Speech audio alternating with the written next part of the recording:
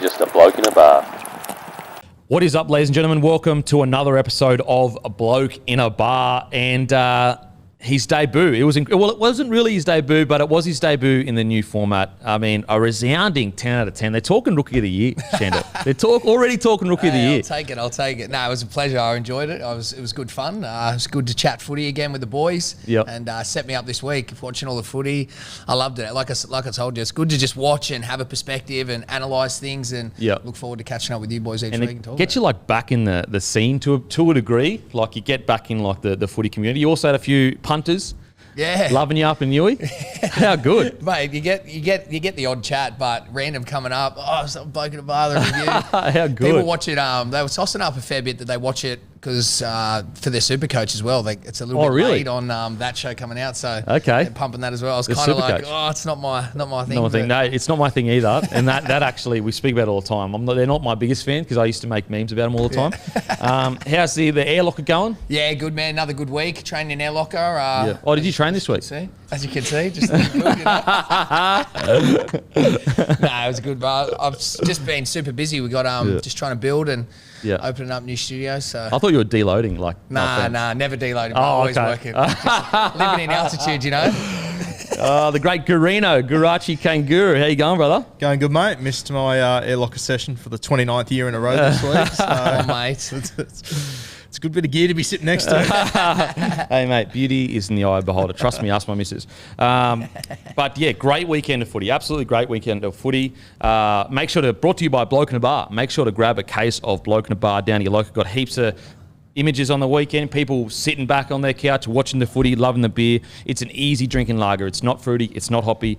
It's actually a really high quality beer. Actually, the brewer, the guy that made our recipe all those years ago, he's one of the best young brewers in the country. So this is a high quality lager.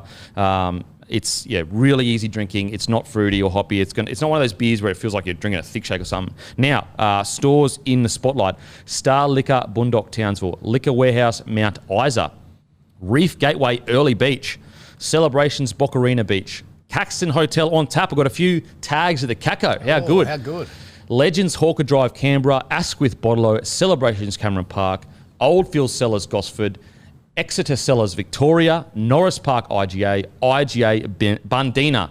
If you want to know where to buy it, go to the blokeinthebar.com, go to the store locator, you put in your postcode, it will show you the closest stockist, or you can go into your independent bottler and ask them to order it via ALM or IOG. This is a beer from your generation. This is our beer, not one from 100 years ago. We created this beer, so get down, grab a case of Bloke in the Bar. Also, the Bloke shirts, they are now available on bloke.shop, the original Bloke shirts.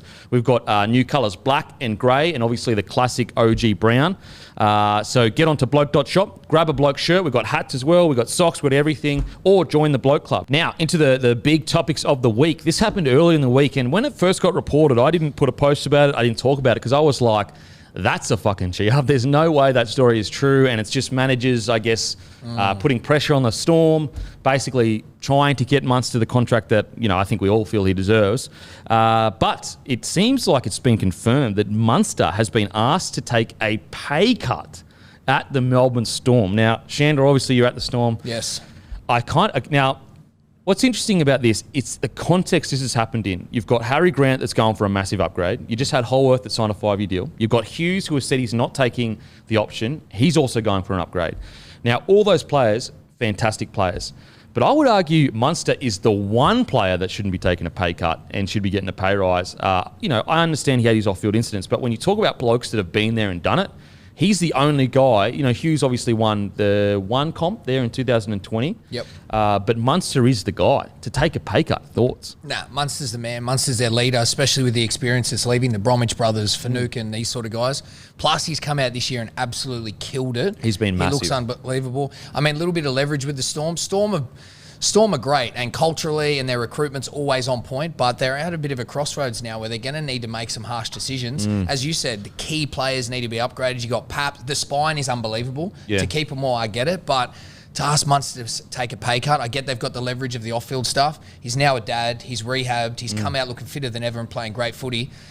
It's just a scary time. I wouldn't be running that race too long With and the putting Dolphins pressure on sitting Munster. there? That's what I mean. Ooh.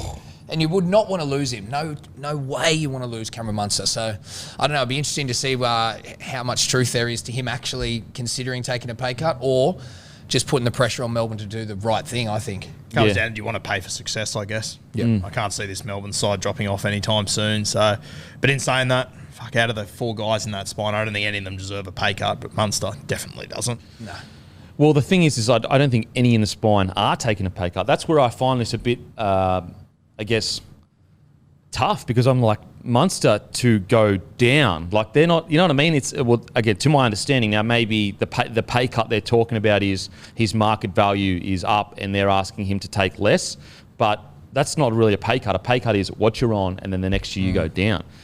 So what I find really interesting about this is like, surely they can find that money by asking guys like Grant, Hughes and Papenhuyzen to go, look, mate, look, guys, like all 3 of you get together and say, look, Munster can't take a pay cut. He's our main guy. We need all 3 of you to take a small, less than what you're going to take, upgrade, to give him the contract he deserves.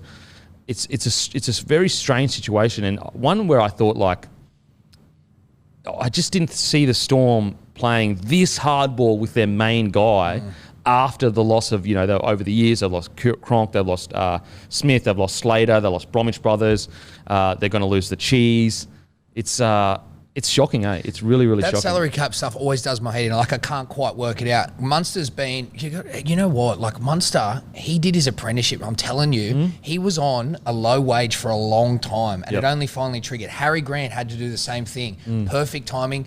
Good business choices from the Storm. Hughes, you've seen the slow rise, but he's arguably one of, if not one of the best halfbacks in the comp. And then...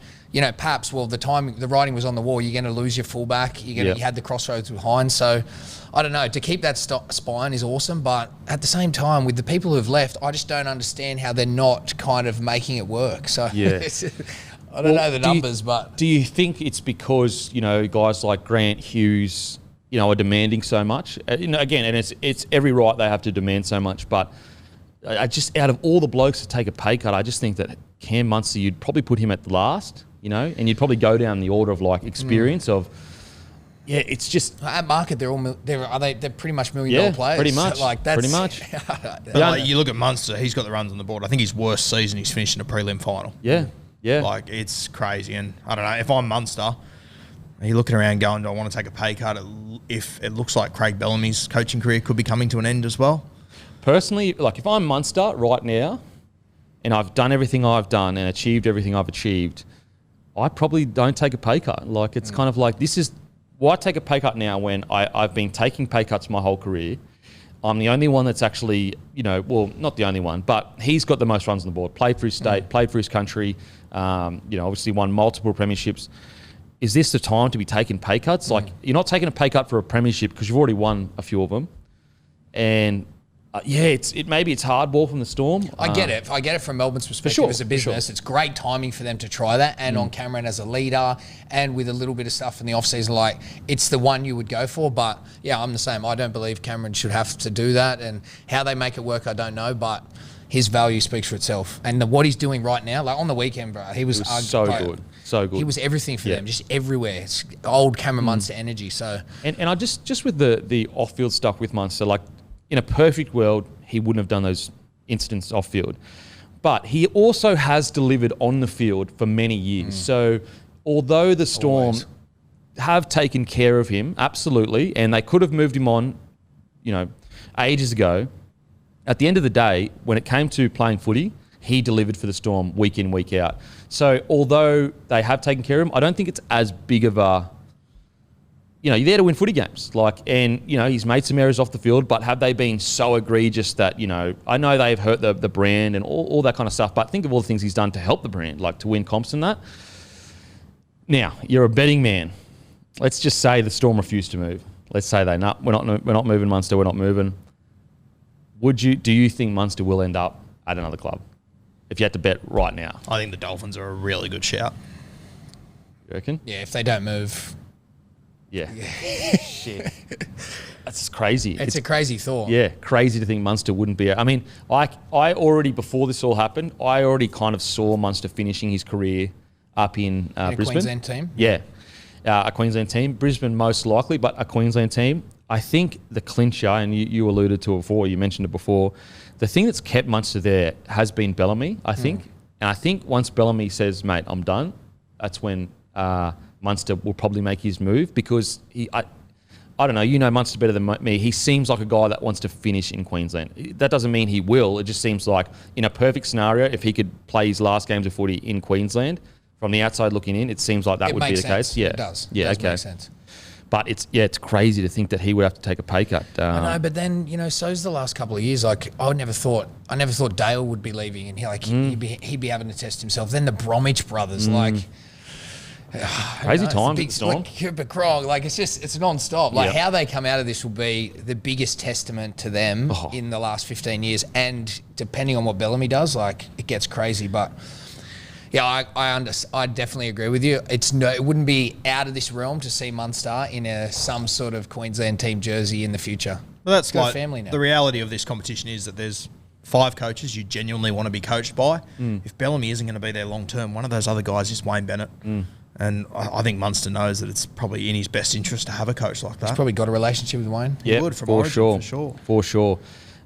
It's also giving us more indication that teams taking pay cuts for each other. It seems like it is a dying. It's not really there anymore. No. Not when you can go to the market, especially with a new team. Yeah. We saw and. It's Hughes' manager. We saw him come out saying that he's not taking his option up 24 months before the option triggers. I don't think you would see that 15 years ago in a team that is winning premierships. That's a pretty bold move. And it may work out for Hughes.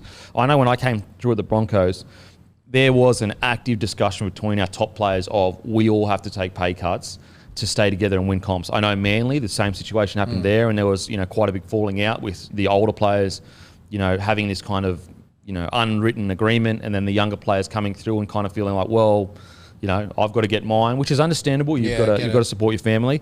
Look, I guess Melbourne are just, we spoke about it a few weeks ago, but they're finally starting. I feel like Smithy, Cronk and Slater really kept those old traditions at the Storm. They were the guards at the gate saying, we're going to keep this way, we're old, traditional, we take pay cuts. Now that they're gone, very hard for that to happen, because you don't have Munster is still incredible, but he's not, the greatest of all time in Cameron Smith and Billy Slater. Interesting times. I actually, and it may be a bias, but I actually think the Broncos will make a play at Munster, not just the Dolphins, because you've got, let's say he comes off contract the end of next year, correct? Yes. Yep. That's also, the Broncos only have a year with Reynolds there. So I honestly think the Broncos will make a massive play, and I think, looking yesterday, we still need to recruit. It hasn't all been done. But anyway, interesting times. Yeah. If any club can get it done, though, it's the Storm. If any club can get it done. What I really do hope is that this is more just posturing from both parties, and they come to some sort of compromise. Yeah, I agree. That's what I'd love to see. Now, really interesting coming out. The great Kanguru and myself, we've been speaking about this for a little bit. I think you were the one to bring it up, about Warriors go back to New Zealand soon. And a concern that we had was, do the Australian players stay? And we were speaking specifically about Reece Walsh. Basically, he has a family. When he signed with the Warriors, he didn't have a kid. So things change when you have kids, obviously. We get our first player in Ewan Aiken coming out and getting an early release from his contract next year without even another club lined up, because he doesn't want to go and live in New Zealand. Now, I think it's what I think is really good about this is the Warriors, again, proving what a great club they are, not standing in his way. But I also like the honesty about it all. I like that Ewan didn't come out and say, personal reasons and all that. He just honestly came out and said, I want to stay in Australia. What are your thoughts about their situation, Guru? Yeah, I think it's good that Ewan's actually come out and be honest. It would shit me so much if we see them finally go back to New Zealand and we have 15 homesick players. Yeah. And then they get the rug pulled from under them there. But this was always a worry for us. And, the amount of people that told me that it was a stupid take, that it matters where you live. Mate, trust me. I live there. And half of these guys that are playing for the Warriors, they've never set foot in New Zealand. And it's not about New Zealand, the place. Yeah, it's just a foreign place, and you don't have a family there to to enjoy it. Like, it's tough. Mate, if I had to move there tomorrow, nothing against New Zealand, but I'd battle. Like, it's a tough gig, and I think there'll be a few more to follow. Josh Curran re-signed the other day. That's a good sign for him. That's a huge one. That's a really good He's get. good. He's He is so good, eh? Mate, what about the yarn that Freddie has him in for a smoky in Origin? I just think Nicho's got that 14 spot. Yeah, Surely. Has to. Surely. But yeah, so with the Warriors, so what about you, Shandor? Do you feel that this may become a concern and they're kind of, I guess, rushing to fix it early rather than later? What do you think? Yeah, it is concerning. I do kind of feel for them after everything they've been through. If it's a bit of a domino effect and players just start falling off the bus, but I do also sympathise. Like, I think the big kicker is the fact that if they've been in Australia, so that's all they know, and now this like weird transition period where you have to move, you haven't had the normal luxuries of like moving in an off season, getting accustomed, getting to know everyone. So I don't know. I don't love it, but I do appreciate and respect the honesty and the authenticity about how he went about it. But yeah, I feel for the Warriors, man. That's the last thing they need. And something like Curran, that's great, but they need more people coming towards them and getting around them as they transition back, because no doubt they've done a lot for the playing group as well. But it's a tough one, man. Yeah, it's tough. And it's like, it's little things. Like, if you're a young bloke that moves over there, like for me personally, when I moved over there, like I was dealing with like, you know, I had a missus still in Australia and she wasn't the best, and so I'm up late at night and she's carrying, you know what I mean? Like, all these things as a young man you deal with. Actual real life shit. Yeah, that you deal with, and you know, you're dealing with relationship issues and you haven't seen your family in quite a while. And it's like a lot of Kiwi boys that come over here. It just affects your game so much. Very, very rarely do you see a player struggling off the field playing good footy. And when I first got there, you know, the Warriors were an incredible club. Like, I cannot speak highly enough of their admin. They were so, so good. But, you know, you're sitting in a unit by yourself. As I said, you know, your missus is still over there, all your mates are still over there. You don't really know the boys yet. It's just a tough time. It's a tough time, and you're thinking, you know, then you start taking flights back because you want to see your family, and that makes it worse. You almost should just stay in New Zealand. So it's, you know, whereas if you live in like New South Wales and Queensland, a little bit different because you're kind of like in the same country. You can just like get straight there. Bro, we don't have many references. Like, even I was thinking about Super Rugby, but at what point does the NRL like maybe assist in a transition without giving them advantage for the Warriors? But like, after everything they've been through the last 2 years, how do we make this a little bit more appealing? Yeah. And, you know, just give a little bit more support? Because at the end of the day, what other sports do we have to reference to? Like, this is an Australian sport. We have a New Zealand team. Yeah. They come over, a lot of sacrifice. So I just worry if this is going to be the biggest issue for the Warriors going forward. Well, interesting that you say that, because the AFL, if my memory serves me correctly, when the Greater Western Sydney team came in, I'm pretty sure they gave them extra salary cap. They did. Yeah, they do. Yeah. And so, and I don't want to insult the Warriors by saying they need the extra cap and they're not good, because they're still on the edges of the top 8.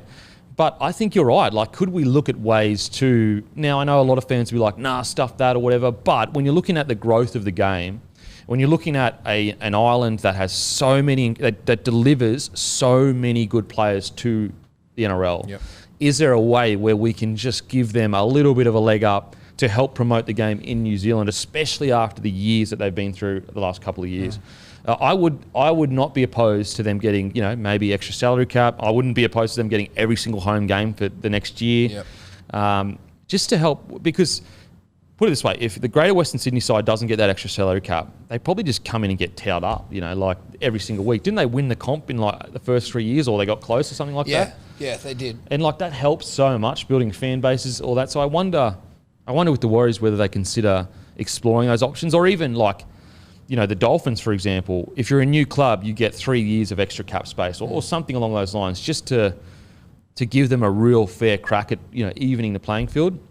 But yeah, interesting times now.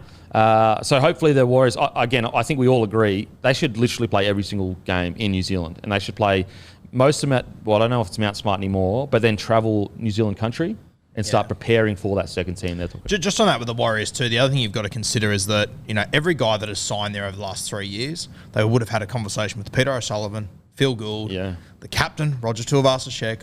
All three are gone now. A lot of them would have had a conversation with Todd Payton as well. Gone as well. So there's a lot of guys in that squad right now that, one, haven't been to New Zealand, and two, the guys that are making the decisions aren't the guys that they signed with originally. That's a good point. It's a really tough situation. Especially when they've built so much. You know, they've built so much through such a trying time.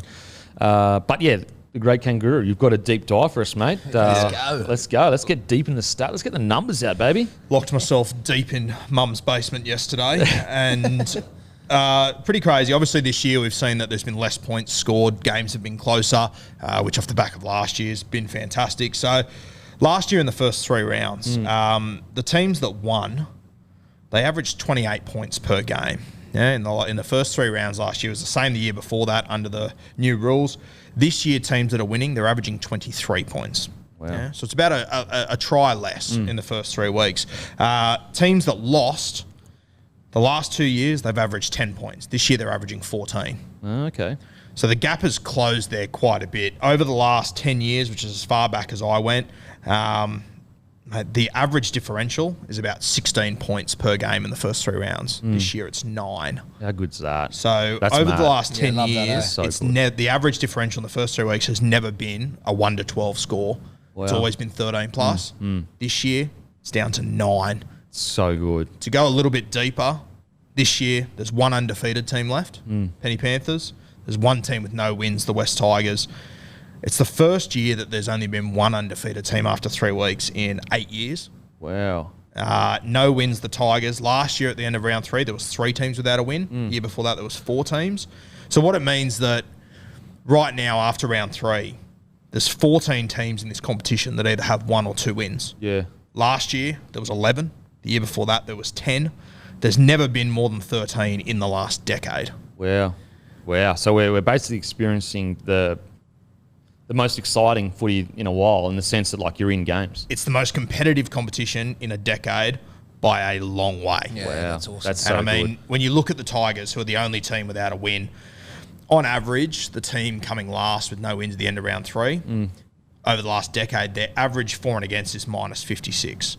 The Tigers is minus 36. They're actually the best team of the last decade to not have a win. Wow. So even the bottom team Yeah, wow. is the best of all those teams that have been really unsuccessful in that time. And obviously, you know, it comes down to who plays who. For example, we had the Warriors and the Tigers play each other this Yeah. week. If they would have played different opposition and lose, that's different. But it's the way the draw goes. You could also argue that maybe rains play a factor. Have had a lot of wet games, but mate, for the differential to go from 17 last year on average to 9, Yeah. it's halved. Yeah. That's insane. That's Yeah, massive. mad. Like, when you're talking about numbers like that, it's much more dramatic than it may seem. Like, when you say, oh, well, it's only 7 points or 8 points or whatever. 8 points on an average is much bigger than 8 points by itself. You know what I mean? Across 24 games. That's it's crazy, huge. crazy. I mean, that's so good. And what's really interesting is, in the off-season, we did discuss how we felt that the lower teams had recruited really well and brought up their standard compared to the top teams, where, you know, they maybe didn't make as much of a leap, which is fair enough there at the top. Wow, that's interesting. Really interesting. And you can feel it too. Oh, mate, this year, the teams that have won so far, all their points together is 563. It's the first time it's been under 600 in a decade. Wow. How good's that? And it's well and truly under 600. It's 40 points under. Yeah, which is a lot. Fuck, that's a good... I'm picturing you in Mama's basement, actually. What's that movie where Russell Crowe's like doing Yeah. the numbers? A Beautiful I know Mind. Maddie's going to cut this clip. I was sitting there just like, oh, yeah. With the rain going on, yeah. Mate, the hangover, when he's that's coming down the fucking escalators, the great Gurino. But we've got a close competition. We've got an exciting competition. Yeah. I mean, the Warriors and the Tigers, I would say that at the moment they've been the most disappointing sides. I still find it hard to tip against them next week, whoever they're playing. The Tigers play the Titans next week. I'm going to tip the Titans, but I'm not hyper confident. Are we Yeah. transitioning into the new game, Guru? The new rules, hope so. the new style of football, so. is that what you think? Oh, it'll be interesting to see in 6 weeks' time, once coaches have more time to work it out. See, whether they I just think we've taken a step back. Like, let's say we took 2 steps away from the old game. I think we've taken 1 step back and we've met somewhere in the middle. Yeah, agree. Especially those penalties in the first 40. It's helped so much. Well, that's the other thing as well. When you consider, like, compared to the last 2 years, you know, obviously heightened scores and everything, but the 6 years before that, we weren't getting sin bins like we are now. Yeah, and we've makes seen sense. the impact that they have on games. Yeah. Dragons, for example, they had a sin bin. All of a sudden, they're down 18-0 Yeah, when it was I'd nil love all. to see that Like, fucking goal. when you consider how many sin bins are happening and the influence that has on our game, and the differential is still just 9 points. I mean, the Knights played the defending premiers, who are the only undefeated team on the weekend, Yep. and lost by, 16 points or something? Like, With a it's man down. crazy. They imagine if the Knights lost a player in the 25th minute last year to the Penrith Panthers. It would have been a cricket score. 60, yeah. Wow. Like, Yeah. No, you're totally right. Wow. It's great. It's so good. And I think round 1 or 2, we did discuss how it felt like the comp was more competitive. It felt like, the teams weren't just blowing other teams. Like, even you look at the Knights Panthers, the last 20, obviously the Panthers ran away with it, but like 60 minutes of that game, even when they were a man down, was a cracking game. And I think it proved the Knights were actually, are the real deal of a top 8 side. And if you have a look at this weekend, just this weekend alone, which is a third of our numbers here, the average differential was 13. So across the first 2 weeks, it's been even lower than 9. Far out. Wow. That's awesome. It's so Crazy. good. So they've got, now we'll probably see coaches, get even more used to the 40-metre tackle, all that kind of stuff. But right now, it looks like we've got the game in some of the best shape it's been in quite a while. Because like there's a period there with the wrestle where it's just like, oh my God, man, just shoot me now. It's just so boring. Great insight, Kanguru. Yes, Great good insight. work, my man. Now, time for the teams of the week. This was so fucking hard.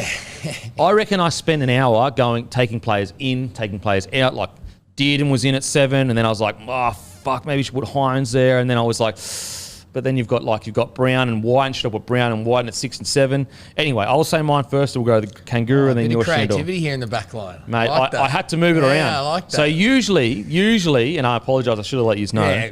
I feel like hard done by here. Yeah. Sorry, boys. That was my rogue. bad. I've gone rogue here. I've gone rogue.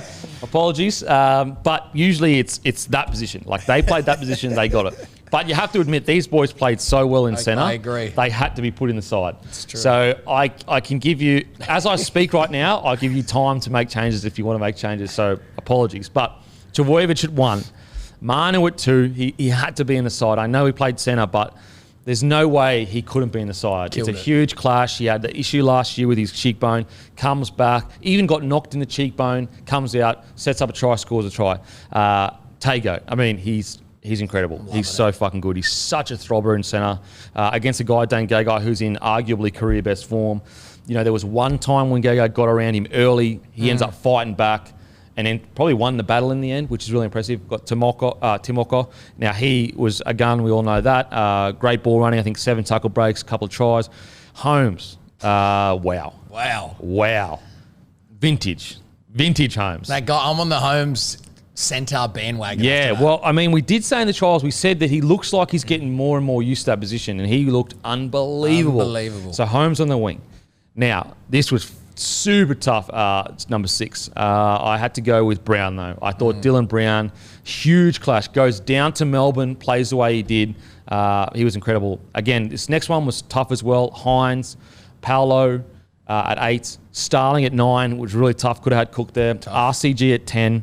Nanai at 11, Stone at 12, Cam Murray at 13, Wighton at 14, Cotter at 15, Papali'i at 16, Keon at 17, and Dearden at 18. And I'm telling you, there's probably 10 other blokes who could have made the side. What do you got there, Kanguru? Kicking him out of the Wingers Association here. Oh, wow. Okay, he didn't pick any. Right. Unbelievable.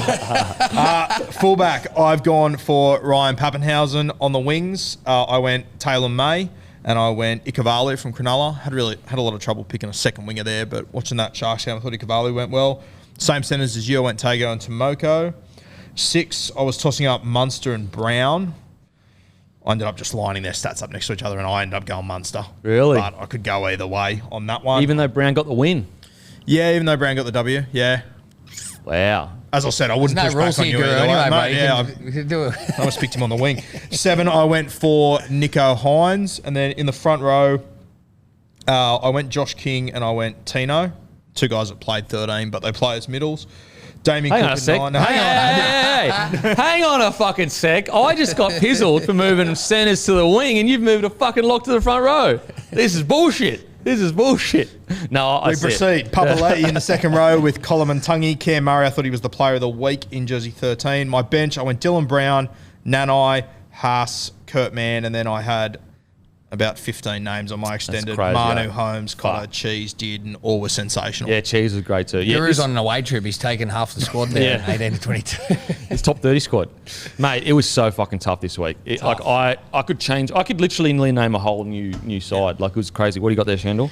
Mate, I went Paps. It was a tough choice. I thought Turbo, he dug in for them. But Paps was just everywhere. It was special for me. Wingers were tough this week, so I stuck true to the traditional wingers. I actually went Milne. I liked him. I think he had an impact. Impact on the wing. He did. So I chose him and May. Awesome to see him. What a game. Holmes and Tago for me. Holmes I was just so impressed with. And Tago, I'm a big fan now. I'm definitely on that train. Brown as well. That was tough for me. Hynes. I went Paulo. 9 I had a tough time with, but I went Cook, Paulo and Tino in the prop position. Oh, fucking hell. These cunts. I don't think it counts for forwards. Oh, fuck. Right, I just wanted to make sure I got this name right. Talakai, second row for Yeah, Sharks. he's really good. Talakai. Right, he's a gun. Absolutely took the piss. You can't play a better game. So sorry, apologies to you, mate, with the boys team of the week. Nanai, he was a gun. Murray, Papali'i, Stone had to get in there. Come on, had a huge impact.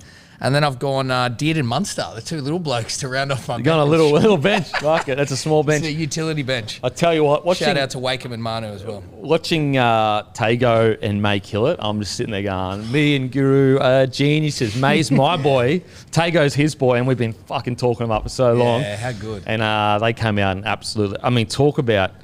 The confidence of this young crew at Penrith is just off its head. And they're like athletes, but they're also footy. Like, to be able to replace Brian To'o with fucking Talon May is outrageous. If I'm a club, your conversation, bro, a few weeks ago. It goes back to this is a franchise. Like Penrith are back. That when you have that depth, that's another massive marker. Yep, absolutely. You think about that side last year. They had the Dally M Centre of the Year and the Dally M Winger of the Year. They lose both of them, and these two step in, and we do not miss a beat. Stupid. It's insane. Not only do we not miss a beat, 5 fucking tries between them. And Tago got denied one in the first half. Yeah. He was up against Gagai. Yeah, and Gagai burned them early. That's what I love about Tago. He came back. that's a Gutho good got point. in I good like a few that. weeks ago. Yes, early, in the and trial. he bounced back and just went, fuck it, I'll Actually, be right. I think, remember I messaged you, I said, his reads are a bit off in defence, and then he came back and obviously played really well.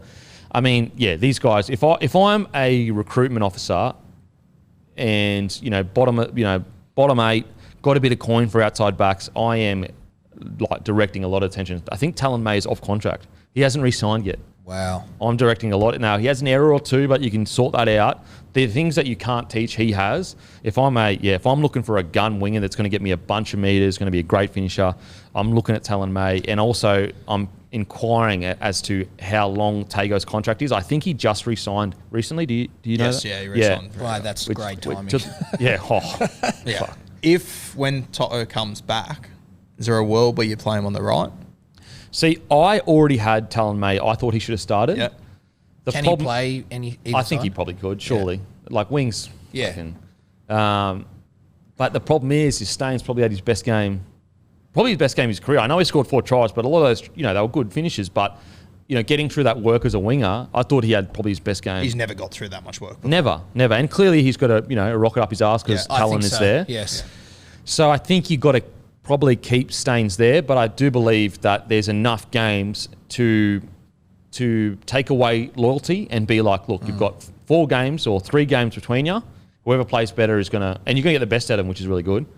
But, yeah, it's just...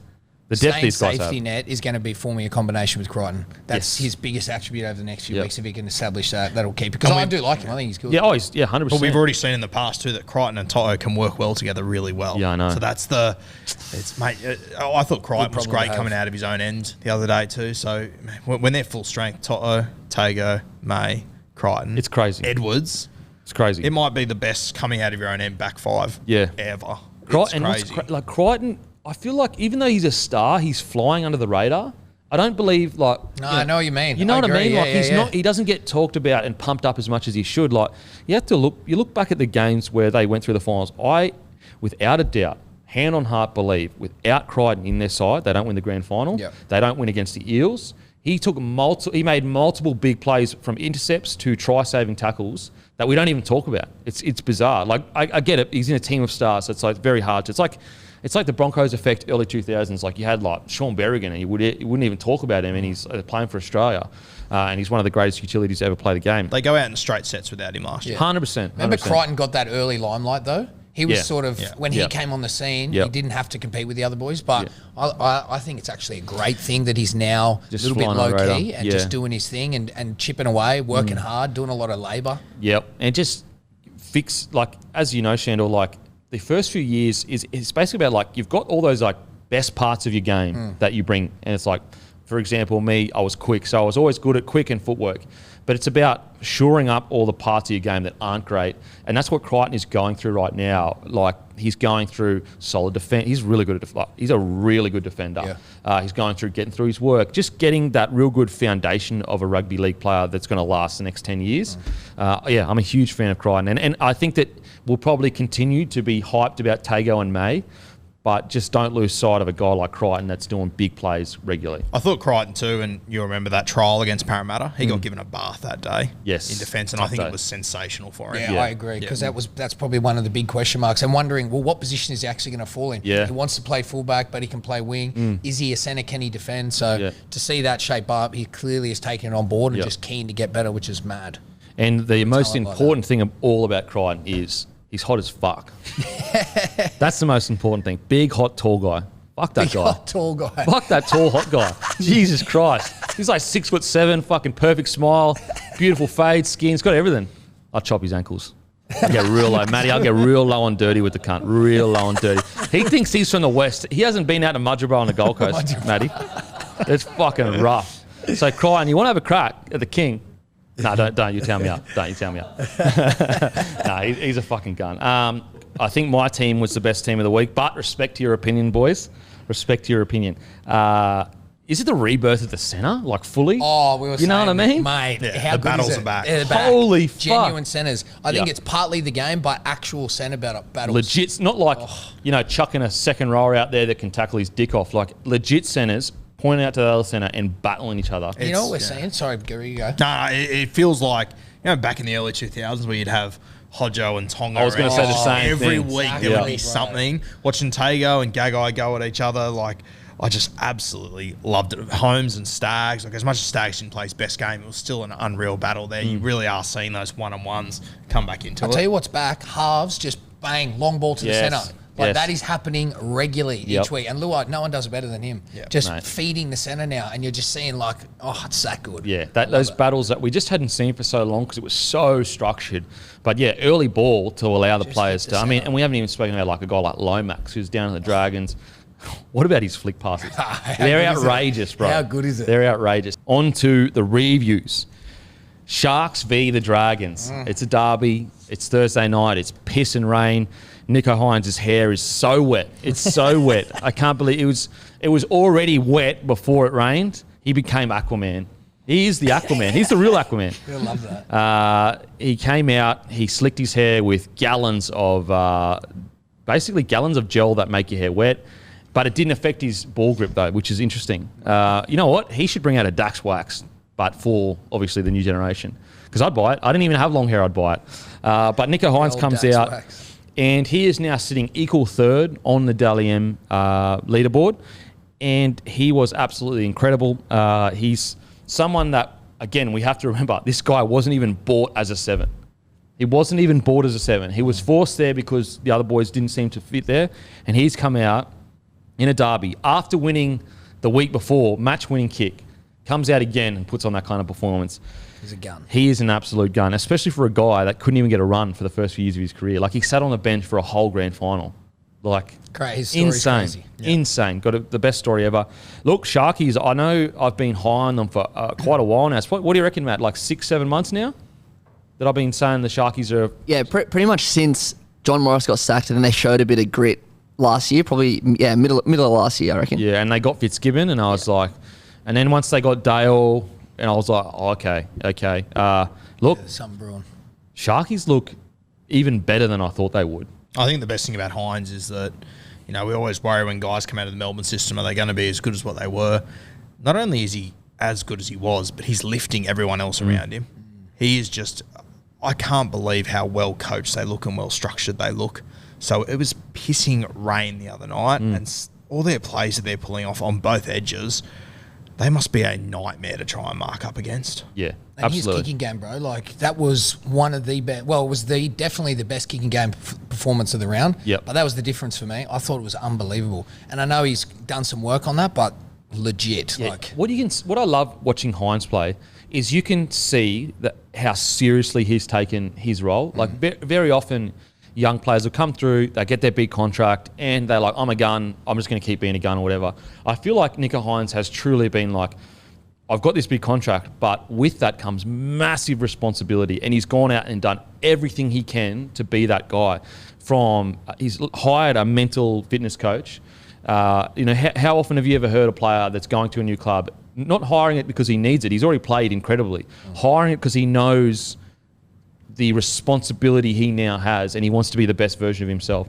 And you can see it in every part of his game, from his kicking game to his passing to how involved he gets. He is truly like a professional to a T. Like I guarantee he's probably training as much as any player in the NRL right now. Well, 100%. You know what I mean? 100%. It's just incredible to watch. And the Sharkies, they look great. Now, the Dragons, yes, they did fall away, but Sharkies right now are playing... Right now, if you just went off the first 3 rounds, I would say they are a top 4 side standard-wise. Now, long season ahead, but I would put them ahead of quite a lot of, right now, you'd probably go Panthers, Knights and Sharks, or probably Sharkies above the Knights, you know what I mean? That's how high they are up. What do you guys' thoughts about the game? Yeah, I thought Nicho Hynes, as you said, the other thing about him, 63 touches he had. Wow. Like, he is just everywhere. And I remember watching him the week before on that play that they scored off to win the game. He took him down the right edge. He dropped it off. He then touched it 3 more times as it crabbed back along the field. Like, I love how involved he is. I think Will Kennedy has been unreal as well. That try saver on Ben Hunt. Yes. Wow. Kennedy just does things every week that no one talks about. I think he's such a good fullback, and I think probably him and Dill Edwards are probably the best value fullbacks. Oh, absolutely. In our game. Yeah. Will Kennedy's been incredible. And, I agree. I have this Shark side as a top 4 team at the moment. I know it's early and I know that it's a long season, but they've already lost Wade Graham. They lost Cam McInnes. I mean, it hasn't... They missed Connor Tracy early. It's not like they haven't already been up against it. They've already had to bring in Sifa Talakai into the back row. They've already faced injuries and overcome them. Once they get their full squad, Wade Graham isn't in this team yet. I know. Yeah, Wade Graham, their captain. It's crazy. The captain. Another guy I want to shout out, Brayley. He has just gone to a whole new level. There was one set that... So you guys will probably remember this set where they score the try, but basically the intricacies of what he did, where he went short ball to a forward the other side, and you're kind of thinking, bro, this is shit footy. Like, why do you keep doing this? But all he was doing is bringing everyone in. And then on the 4th player, he puts in that grubber when he has that short ball again. The defence rushes up thinking, fuck, we've got to compress, rush up to stop them from scoring. Puts a grubber in, they score a try. That was a set. So that would have been called by Brayley. Let's do the set. And it involved no one else except for Brayley and forwards. That's it. And I just think that the maturity to be able to, in the middle of a game, understand we're on the line. Most hookers, very easy to step back and go, look, I've got Nicho Hynes there. I've got Moylan on the other side. Look, I'll just let them do it. But he's gone, nah, give me the ball. I'm going to go right of the post, left of the post, right of the post, left of the post, grub in behind. I just think that he's sometimes players' career can be like this. I just think he's slowly just getting better and better every single week. And I think the beauty of it this year, we spoke about it, Jaden Beryl's arrived there. Yeah. Blake Brayley's always been the guy there. He knows that the hooker's jersey's always been him. Now there's another genuine gun in that squad. I think it's pushed him to the level that we've all been waiting for. So good. They need him to perform. We actually seen 3 of those tries this week. I was going to bring it up. So, for people's insight, there is a call that goes out when the fullback is caught in the line or at marker. Yeah, okay. But to identify him caught at marker and then come through, I think there was 3 or 4 of those lead line forward tries with the grubber. Whether that is, like you said, a set play that they're identifying before, but I know from experience, you're looking at fullbacks who get caught in the line or get caught at marker. Did it to the Broncos. Exactly. Yeah. So it's a thing, and there's calls in place for that. So I think we're going to see that more often. But I agree, for them to succeed, they're going to need him. But my big standout was Talakai. He's a beast. A freak. Yeah, he's a beast. I was looking at him just going, first of all, how are you in a second row? Yeah. And then, mate, he just got to the point where he was taking the piss that much. He was catching overhead bombs for tries. Like, he was man of the match for me. He was a joke. Like, just killed it. Yeah, he was a beast. Especially, Dragons came out really aggressive. Like, really aggressive. And they are the most aggressive pack for me. They're massive. Like, their line's been, absolutely. Because Hook's all about dominating. It's however crazy. you can do it. And so what I loved about Talakai is it's very easy for big players like him, at the end of the game when the ruck's loose, everyone's a bit tired, they become heroes.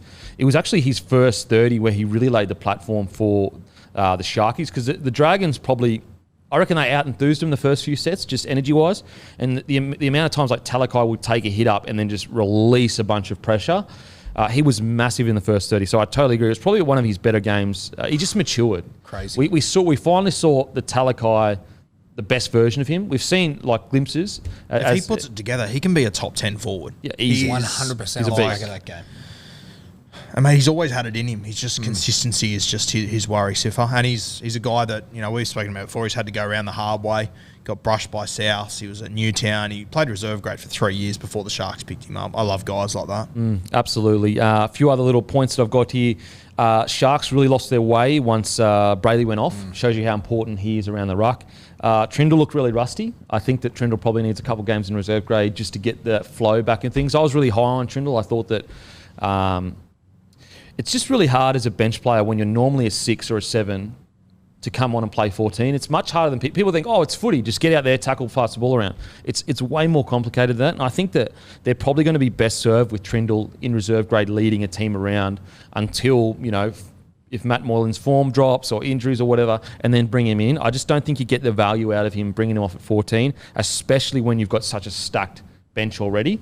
I thought Nicho Hynes try saver on Sully with a minute to go, and they're 36-12 up. Unreal. Like, it's just unreal. His attitude's incredible.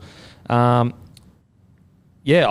was such a complete performance. Probably one of the most complete performances by the Sharks in quite a while. And it's just so good to see the Sharks. They've just got such a good foundation, and their cap isn't even that tight right now. They're going to lose players that aren't even in their real top 17 or, top 13 at least. They're just in such a good position. And I think that the tough years, the last 5 years of the salary cap issues, and then losing Bronson Sherry, losing the Morris, all that kind of stuff, I think it's actually really done them wonders and given them a grit that they may not have had if things were easy. But yeah, incredible by the Sharkies. I agree with you. Will Kennedy is fantastic. Ikavalu, outside of 1 or 2 errors, I thought he was really good for them. Made a couple of line breaks, heaps of tackle breaks. I just think it was interesting as well with the Sharks that first 10 minutes they withstood a lot of pressure from the Dragons. But we have to speak about the Dragons. What did you guys think about the Dragons? Yeah, I thought unfortunately the Jaden Sewer sin bin. Almost decided this one to some extent. Mate, I think it was in the 18th minute. It was 0-0 at this point. At half-time, I think the Sharks went up 18-0 up. So it had a massive influence, as it should. I don't know. It's a tough one. I mean, honestly, like, a lot of people disagree with it. I think last week was an absolute joke that he got sent for 10. Absolute joke. But unfortunately, I do think it was a correct call. That was with force.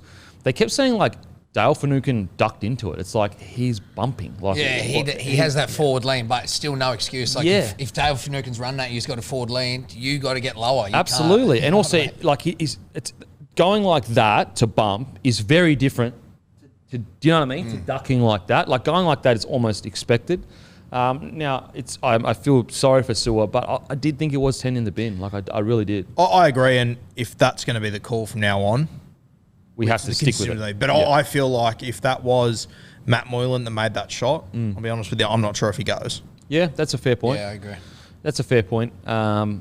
So you feel Sewer kind of starting to get a bit of a target? I think there, and it's been the reality in rugby league for a long time. There are guys that get targeted to some extent, and I think he's one of them. As I said, if Moyser makes that shot with Finucane sort of leaning into it, I probably don't think that call happens. See, I just think I agree with you. That's a good point, that there was a chance that he wouldn't get sent. But I think whoever makes a shot, that specific shot, I do think it's 10 in the bin. Like, it's dangerous. Yeah, it should be. You're going for the risky shot. Didn't come off. It's just, in today's game, like, if you take us back a few years, I'd be like, look, it's footy, give a penalty, we move on. Finucane's sweet, he's up, he's all good. But I think in today's game, again, last week was ridiculous. This week, I can kind of understand where the rest are coming from. But I do agree with you. There does seem he's not going to get any breaks. Like, the refs are not going to give him any breaks. Someone needs to have a word to him. Like, games are won and lost off the back of these sin bins. Don't curb your aggression, because I love the way he plays. But I think it was noted there's been like over 24 points scored in his 2 sin bins. Like, you're losing the game for him, and it's not your intention, but you need to dial it back somehow, especially with how hard they're going on sin bins. It's just a tough reality of the situation we're in right now. I agree with you. I don't want to see him fully dial it back. I do want to keep his aggression, but if you're going for a big play like that, I guess you've just got to weigh up you just got to be so sure about it, so sure that you're not going to hit the head. Now, there was, I guess, a bit of controversy because later in the game, I don't know who it was, but there was another head high. And Jesse Ramian. Jesse Ramian. Did he get sent off? Sent for 10? Nah. No. But they did eventually get someone sent for 10 though, didn't they? Yeah, Fafita eventually. Fafita eventually. So I can understand Dragon's frustration of, like, this is 2 weeks now. 78th minute or something. Yeah. So. This is 2 weeks now. We've had sin bin. The first one was ridiculous. I think we all agree it was ridiculous. But it's 2 weeks in a row where, incorrect calls, and you could argue tough calls, have really affected the result. So I can understand why Dragons fans feel a bit frustrated, especially when later in the match there's a not as bad but similar-ish head high and he doesn't get sent for 10. I can understand Dragons fans' frustration. And I think it gets really tough for defenders too. Like a guy like Dale, as you said, he braces up like this, and all of a sudden the ball is that far away from his head. I mean, if Sewer goes low and chops him and he offloads, the coach says to Sewer, what the fuck we are have you to doing? reward low tackles, in my opinion. Yeah, but how do you do it? I reckon you allow them to just hold on to the legs for an extra couple of seconds or something. Like the way that guys offload now, I know. it's hard. I know. It's so hard to... You have to wrap the ball up, or you're playing second phase footy and then you're on the back foot for the rest of the set. Yeah, no, I agree. It's a tough... We've got ourselves in a tough situation where... But the thing as well, though, like, even with this crackdown, I still believe that could have been 10 in the bin before the crackdown. Like, it was quite forceful, and it did hit it, like, fully hit his head. Contact, that's been around for a while, for sure. But I don't know what the answer is, and I can understand why the Dragons would be frustrated. Now, outside of that, the Dragons, look, the first half, until that point, they looked good. They looked strong. They looked solid. I thought Benny Hunt was playing a good game of footy. Zach Lomax, wow. He's so Silky, good. eh? He's so good. Every game, you're like, nah, there's no way he's going to flick pass away. They would have watched a million hours of video on him, and he still just hides it so well. He just, like, it just comes out of nowhere, boom, and it's straight on his winger's chest. It's just, I'm such a fan of Lomax. So I've got a question for you, bro. I was thinking about this. It was something for someone else, but for Lomax. One player in the NRL you could pull out of a team that hasn't had success, who would it be? And put him in, your Roosters, your Storm, your Panthers. He's one of them. Yeah, he's absolutely... I'd just love to see what happens. The other one I thought of that made me trigger this question was Herbie. He's just done his apprenticeship at the Broncos and he's doing that shit. Yeah. Who would you... Well, I mean, Payne Haas is a good one. Like, fuck, imagine him down. Oh, my God. Holy shit. Holy shit. Sky's the limit when you start to pull those players out of those more struggling teams. You and 8 going to be another good one too. Yeah, to see how he's you never go been in a top shelf side. Take him out. Yeah, Zach Lomax for me is just, he's just, any centre today that's a New South Welshman, it's just like, fuck, sorry, bro. There's going to be so many good centres that are going to miss out on, I just can't see a world where Bradman Best, Lomax, Stephen Crichton, where are they all going to fit into these rep teams? Yeah, maybe Tony, on the wing. There's so many talented guys that you just know you're not going to get a gig. It's tough. It's especially when they're such good players. Outside of that, the Dragons. What did you think of Bird, bro? I thought it was a bit of a coming out game for him. I was watching him going, is this the right move? Him second row, I thought he had a much better game, improved. The thing with Bird is he's been doing this for a couple of years. Like he just, I don't know, he just doesn't get the, I guess, what's the word? Like, certain players, like they have hype and they die off for a bit. They get injured or whatever. And they never seem to be able to get that hype again, even if they're playing really good footy. Like, I would argue his footy right now is similar-ish to his footy when he was at the Sharks. You know, his numbers probably stack up the same. Bird's a really interesting one. I agree too. I thought he was fantastic. Yeah. And what I love Nice about game. Bird is, like, he takes it to every team. Like, every time he plays, he's ripping and tearing. And I think that, like, if he gets through this season, the argument of, he's injury-prone or whatever kind of dissipates. Like, you know, he may get injured again, but I think people are hesitant to get on the Bird bandwagon just because they're like, he may get injured soon because he had those couple of years at the Broncos. But yeah, I agree. There's very rarely a game when Bird plays in for the Dragons and he's not in their top 5 players. So I agree. I thought Bird was really good as well. I think the whole injury thing's hard with Bird as well because he's got he's got like some disease with his bones or something. Yeah. Like it's like I remember when he like I still reckon he's the best junior I've ever seen. Jack Bird, he was unbelievable. But they were saying that I remember when he was like 15, 16, they were saying he might only play till he's 25, 26. So I think they were saying that even when he started playing in NRL. yeah, like he's got I don't know what it is. You'd have to do. It's a your own form research. of arthritis. Yeah, right. Fuck. How tough you got to be to play through that shit. But like they reckon that when he was young, the Dragons had to spend a heap of money just to get him on the field when he was 16 or so. Really? Yeah. Wow. Pretty incredible that he's been able to... Oh, mate, considering what he's been through, the other shit he's had to face. Yeah. Like, it's not that long ago he was a fullback doing his ACL for the Broncos. True. Now, reportedly, you don't know how accurate it is, but reportedly the Eels have pulled their offer for Jack Bird. The reports are, can you check this though, Matt, is that they've pulled it because Britain Nakora may be on the market. Thoughts, if that is true, and where do you think Bird will end up? Tough. I think there's a potential. Does he want to leave?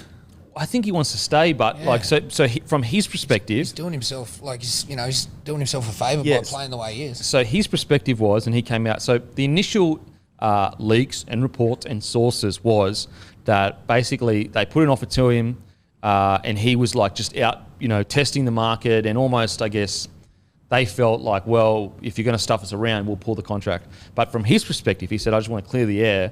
They offered me a contract, and they said, I've got 5 days to sign it. And he felt like, bro, I need more than 5 days to think of such a big life decision. And that's absolutely true. Yeah. And I can see that happening. Now, who do you believe? I don't know, but I have a tendency to believe the player. Obviously, I'm a player. I'm going to be biased towards them. I can't see why Jack would be lying about that. It is a regular negotiation tactic by clubs to basically pressure you to go, oh, fuck, all right. If I don't... Because think about it. If you're Jack Bird and you've been through everything he's been through, what if he gets injured the next week? What if he doesn't sign that contract and he gets injured? So, clubs are just doing what's best for themselves. So I totally understand it. They're going, let's play on that insecurity and get him for... what we feel he is, which is part of negotiations. Exactly right. Negotiations are all about playing on each other's insecurities. It's just the way it is. But apparently the Dragons have come back to the table. So it's just a very, when you pull a contract but then come back and put it back on it, I don't know, does that send a good message going forward in negotiations? Are you going to have other players turn around and go, well, I know you're going to come back. You know what I mean? If you're not firm with it. But I'm sure there's way more to it that we don't know about. I think he probably will stay at the Dragons. I think now it's my understanding that he was offered a reduced amount and that he's happy-ish with that amount. I think that he probably will stay for that reduced amount, and I think the Dragons probably do need him at the moment. What do you got there, Matt? Yeah, pretty much everything you said is right. He apparently the Dolphins are interested, but I'm reading that he doesn't really want to move out of New South Wales, and the Dragons officials seem to be confident. This is all reportedly, obviously, seem to be confident to be re-signing him. But you were right. The Eels are now looking at Britain Nakora. Yeah, so... You don't blame him, but I think if all things go well for Bird, he stays there. I think it's a good move for him. I like it. Oh, I think he should stay there as well. Yeah. I think he should absolutely stay there. I'd personally love to see him go somewhere where he's going to be the 13. I think at Parramatta, if they were to sign him and play him at lock. Yeah, that could work. I think he is a lock forward, but I personally think Jack DeBellin is more suited to playing 13 at the Dragons, which is where it gets difficult. So yeah. Yeah, I look at the way that a Jordan Rapana, how he was playing for the Raiders the other night, and Bird's got that same sort of I just play off my head. I'm unpredictable. I can bounce off tackle. Just let him roam. I reckon, in a Parramatta side, that might be something that they're missing. They got so many forwards in that pack and in that back row. Throw a Bird in there as your wild card. help those halves out. I reckon it could be anything there. No, I agree with that, actually. Him at 13 with that pack around him, he would actually be quite dangerous and probably add that extra dimension that they but clearly the Eels don't see him as a 13. It's hard. I thought he was a 13, but he played a few games there and it just didn't seem to work for him. He probably has to suit a specific type of play, I think. Maybe have a really dominant half that he just steps in now and then to help him out. But yeah, interesting times. I think he'll stay. I think it's good for both parties. So Dragons, look, tough loss. I think this is going to be... They lost a player for 10, so it's very hard to measure how they would have gone with that player on the field. So I wouldn't be too upset as Dragons fans. Yes, it was a blowout in the end, but at the end of the day, they lost a player for 10 minutes and they were absolutely in the match. I think this is what we're going to kind of see from the Dragons, just like gritty performances. Hopefully no one gets sent for 10. I still have them as a smoky for the 8, but they probably went down just a tad in my, my opinion of them pushing into that 8. Especially when you've got teams like the Knights and the Sharks looking so good with, the Rabbitohs also, bouncing back into form. All of a sudden, that 8 is starting to get quite crowded. So I wouldn't be too worried as Dragons fans. You lost a player for 10. You've been really unlucky the past 2 weeks. The good thing is we can at least see an identity at the Dragons, I think. Very aggressive forward pack, work for each other. So interesting times. Not the end of the world, though. Not at all. Now, on to Tigers v Warriors. I just want to... I wrote this after Dane Laurie. He obviously had, probably the worst game he's played. Well, not probably. He had the worst game he played in a row. And I just wanted to say, if you ever wanted an example of how a nothing story can impact someone's mental health, a young man that did nothing wrong, that's name's been absolutely plastered through the papers for going to the pokies. Look, think about what we're talking about here. Having a pub feed and playing the pokies. Now, maybe it's a coincidence, but I don't think it is. I think it's no coincidence that the next week he turns out and he has a Barry Crocker, because it's tough on a young man, especially when it's a nothing story that you didn't do anything wrong, and it takes up extra mental energy on top of the fact the Tigers are already struggling. It doesn't excuse the performance. We're all professionals, and you get rated on your performances. But I guess if you ever wanted to know how much it can affect a young man, you might think, oh, it's a nothing story. If you did nothing wrong, don't worry about it. But when you're getting texts from people saying, this is bullshit, how'd you do this? And then you're getting comments on every Friday, oh, how was the pokies, had a slut row.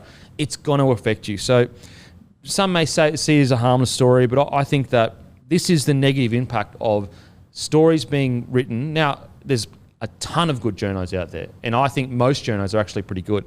But when a story comes out like this that has no meat to it, it's unnecessary, that's when you need to say, should we really be writing a story like that? How does this help the game and help the player? Now, look, if he had done actually something wrong and it was a story, fair enough. We write the story. It's part of the game. The media's part of it. But I just thought it was a good example of how much it can rattle a young guy. Because you can't tell me that wasn't at least some contributor to the way Dane Laurie played. Fuck, they love pulling the pokies out of the swag after a loss, don't they? It has to be the shittest narrative. Yeah. Imaginable. You're struggling when you have to pull out the pokey before the game story. You know what I mean? Give some context. As you said, Kempy, bruh, the amount of lifestyle factors, who knows what's going on in Dane Laurie's life? You alluded to it, relationships, family, anything. And then you throw in a shitty story like that in a team that's already not going well. There's probably disruptions. It's the last thing you need. And the fact that we're reporting on that and people get around it, we're never going to see a result, I don't think. I think the NRL is at the mercy of the media somehow. We can't get away from that. But what I'd love to see is the fans' perspective change and not even buy into a shitty story like that with no context, because the more we feed into that sort of clickbait environment, the harder it's going to be. But yeah, it's like you said, it's a shame to see that connect a player to a poor game, which I think it definitely would have an impact. It definitely had an impact. It's a shame. Everything it's hard enough as it is, and I want to be extremely clear here. If a player stuffs up, it is newsworthy, and fair enough, journo's right about it, and that's absolutely part of the gig. But when we're creating negative stories, that's when I start going, hang on a sec, there's so much other things you can talk about at the Tigers that are going wrong than a young man having a feed at the pub and then having a slap at the pokies till 10 o'clock at night. 10 o'clock at night, boys. And unfortunately, Tigers are going to be front and centre for this type of media for a little bit. They've got the next story out. We won't talk about it because it's a nothing story, but they've got another story coming out about bullshit happening to Tigers that there's no real evidence that... Anyway, sorry. But if the Melbourne boys lose a game and they're breaking cards the night before, Do we hear about it? No. It's just it's a bullshit narrative. And so now it's a spiral for Laurie. He not only did he have to deal with that, now he played an absolute shocker. So his headspace is just like completely off right now. And on that note, the amount of Tigers fans that I saw online giving him shit, saying he should be out of the side, fucking wake up to yourself. He's been one of your best players for the last 2 years. He's a young guy coming into first grade. I mean, fuck, he's going to have bad games. It's going to happen. And it wasn't like he had a bad game because he didn't want to be there. Yeah. He was trying his dick off the entire game. It just wasn't going his way. He kept making mistakes. So he kept trying harder. Look, if there's the only way you're going to get off the bottom of the table is by supporting your young players that are guns when they go through tough times. Because when Dane Laurie leaves because he gets shit from you all and he goes somewhere else, he turns into a superstar, you're all going to fucking whinge then. And you're right, bro. He tries his ass off. That's all he was game. doing. But you know what? If you look at it, the two crucial things in my mind were the two drop balls. Like, that's distracted. Yeah. You know That's what I mean. He just catch the ball, put it down, and then that pass to finish off that last play on the distraction. edge. That's what I mean. That's so That's switching off for a second because you're mentally not focused. Yes. So, totally sweet for, if you're making errors as a player or whatever, but I just think the creation of, when you're trying to create a narrative that doesn't exist, I think, I just wish the NRL would be like, mate, do you need to write that article? Like, they went to the pokies, that's their right, whatever. And I understand, we need them. We absolutely need the media, as we've said a million times. I actually like most of the stuff Foxley do. I really like the most of the stuff Nine do. There's a ton of absolute legends there. It just sucks that there's, sometimes once or twice, this story gets put out there that doesn't probably need to get it put out there. Now, look, if he was on the beers the night before and you had and you knew like they were drinking and carrying on and that, then I'd be like, yeah, fair enough. That's a story that should be written because he shouldn't be doing that. But yeah, slap on the pokies. But now, Tigers v Warriors. Another controversy that comes out of this. Why not go to the bunker on the Leilua try? And what's crazy is I don't even know if it was a try. Like, I honestly don't even know. I'm saying try. I actually thought they got I'd give it a try. I wouldn't have given it, Really? but I sure as fuck would have sent it upstairs. That's what I mean. Just send it. We go upstairs. We go upstairs. There's literally games being stopped from a tackle 3 sets before, or a set before. We're stopping games, and the bunker couldn't stop and just look at it. Like, the fact that we are split on what the result was means that it should have gone to the bunker. And the thing that's frustrating now is that if you're a Warriors fan and you keep hearing, they didn't go to the bunker, when in reality they go to the bunker, let's say they ruled it no try. Most Tigers fans, I assume, would have just been like, okay, no try. It was a 50-50 call, whatever. But now it's like they didn't go to the bunker. Like, what's going on? You know what I mean? It creates a whole issue that probably shouldn't be there. We're talking about the bunker, which is unnecessary. And they stopped the game for such minor things, like a player will get hit maybe a tad high, but he'll get up and start running again. And I just, sometimes we're our own worst enemy. Maybe they looked at it in replay and they just thought, we're not going to give it a try, so we go on. But I just think it would have eased a lot of people's minds. Even for the perception of the game, bro, I'm sitting there going, no, let's pull this up so we can give full clarity, because as a bunker, the perception that we want the fans to have, we need to make some improvements. So let's pull it up, let's have a look, let's get a definitive decision. But to just roll it off, that was shit to watch. As crazy as it sounds, I think if Leilua stands up and jumps around and really puts on a big celebration, then they probably look at it, which is so stupid. Yeah. And you tell me if there wasn't 13 Tigers in a huddle celebrating and everything and the game had to stop, he wouldn't have looked at it. Yeah. And people wonder why players lie and say they got to try. This is why. This is why. Because if you don't, if you get hit in the head and you bounce straight back up, then you're not going to, it's just so many reasons. There's so many reasons why players act the way they do because of this entire. You would be telling Leilua every time you nearly score a try, I want you to celebrate like your life depends on it. Do a backflip. Because maybe they wouldn't have won, but I tell you what, when points are hard to come by in a game like that, that could have most likely been the difference. And it changed the flow of the game. Yeah, that's what I mean. It would have at least changed the course of the game. Changed everything. So I definitely, in a Tigers team that's already struggling, that was absolutely the wrong call in my opinion. They should have at least looked at it. If they still said no try, which I can understand because it looked like that he definitely didn't have control and only slight downward pressure. I'm still confused though. I thought it used to be downward pressure. But now is it controlled and downward pressure? Yeah, well, downward pressure used to be very grey. You just had to have... Yeah, but my thing was, I don't think there was separation. So that's why I'm saying try. But there's no control. Yeah. That's what I mean. Like, I don't know. I could be wrong. Let us know in the comment section. Or Maddie, do you know, is it controlled You can't downward put it down to pressure? control, can you? I remember back in the day when Bill Harrigan was explaining, it literally, as you said, Sandor, used to be skin to ball to grass. Yeah. But then they changed that, and now there's which obviously that can't be it. But now they've I changed don't it. mind that. At speed, a grubber on the dead ball line, he gets to it and doesn't ever take his hand off the ball. Like, bro, that's a try. Well, see, I don't mind skin to ball to ground. I actually don't mind that because it's real fucking clear. Black and white. Real clear. If he's touching it, it's try. Whereas this one, is it control? Is it not control? Well, they've changed it. I don't know specifically if there's even a definition, but it's probably just up to the bunker's discretion if he's controlled rules it. on it. My understanding is it's controlled downward pressure. That's my understanding. So we'll have to look into that. We've definitely progressed because downward pressure it was a bit of a license there where you just had to. Yeah, I like that better, but I understand why there were some tries where you're like, oh shit, how'd that get down? But, in the Tigers' defence, Tom Burge's try against them a couple of years ago was pretty much exactly the same. So I can understand what Tigers are frustrated. Now, their performance, look, I just feel they look like a team that has no energy. They don't look happy. They don't look like they are enjoying their footy.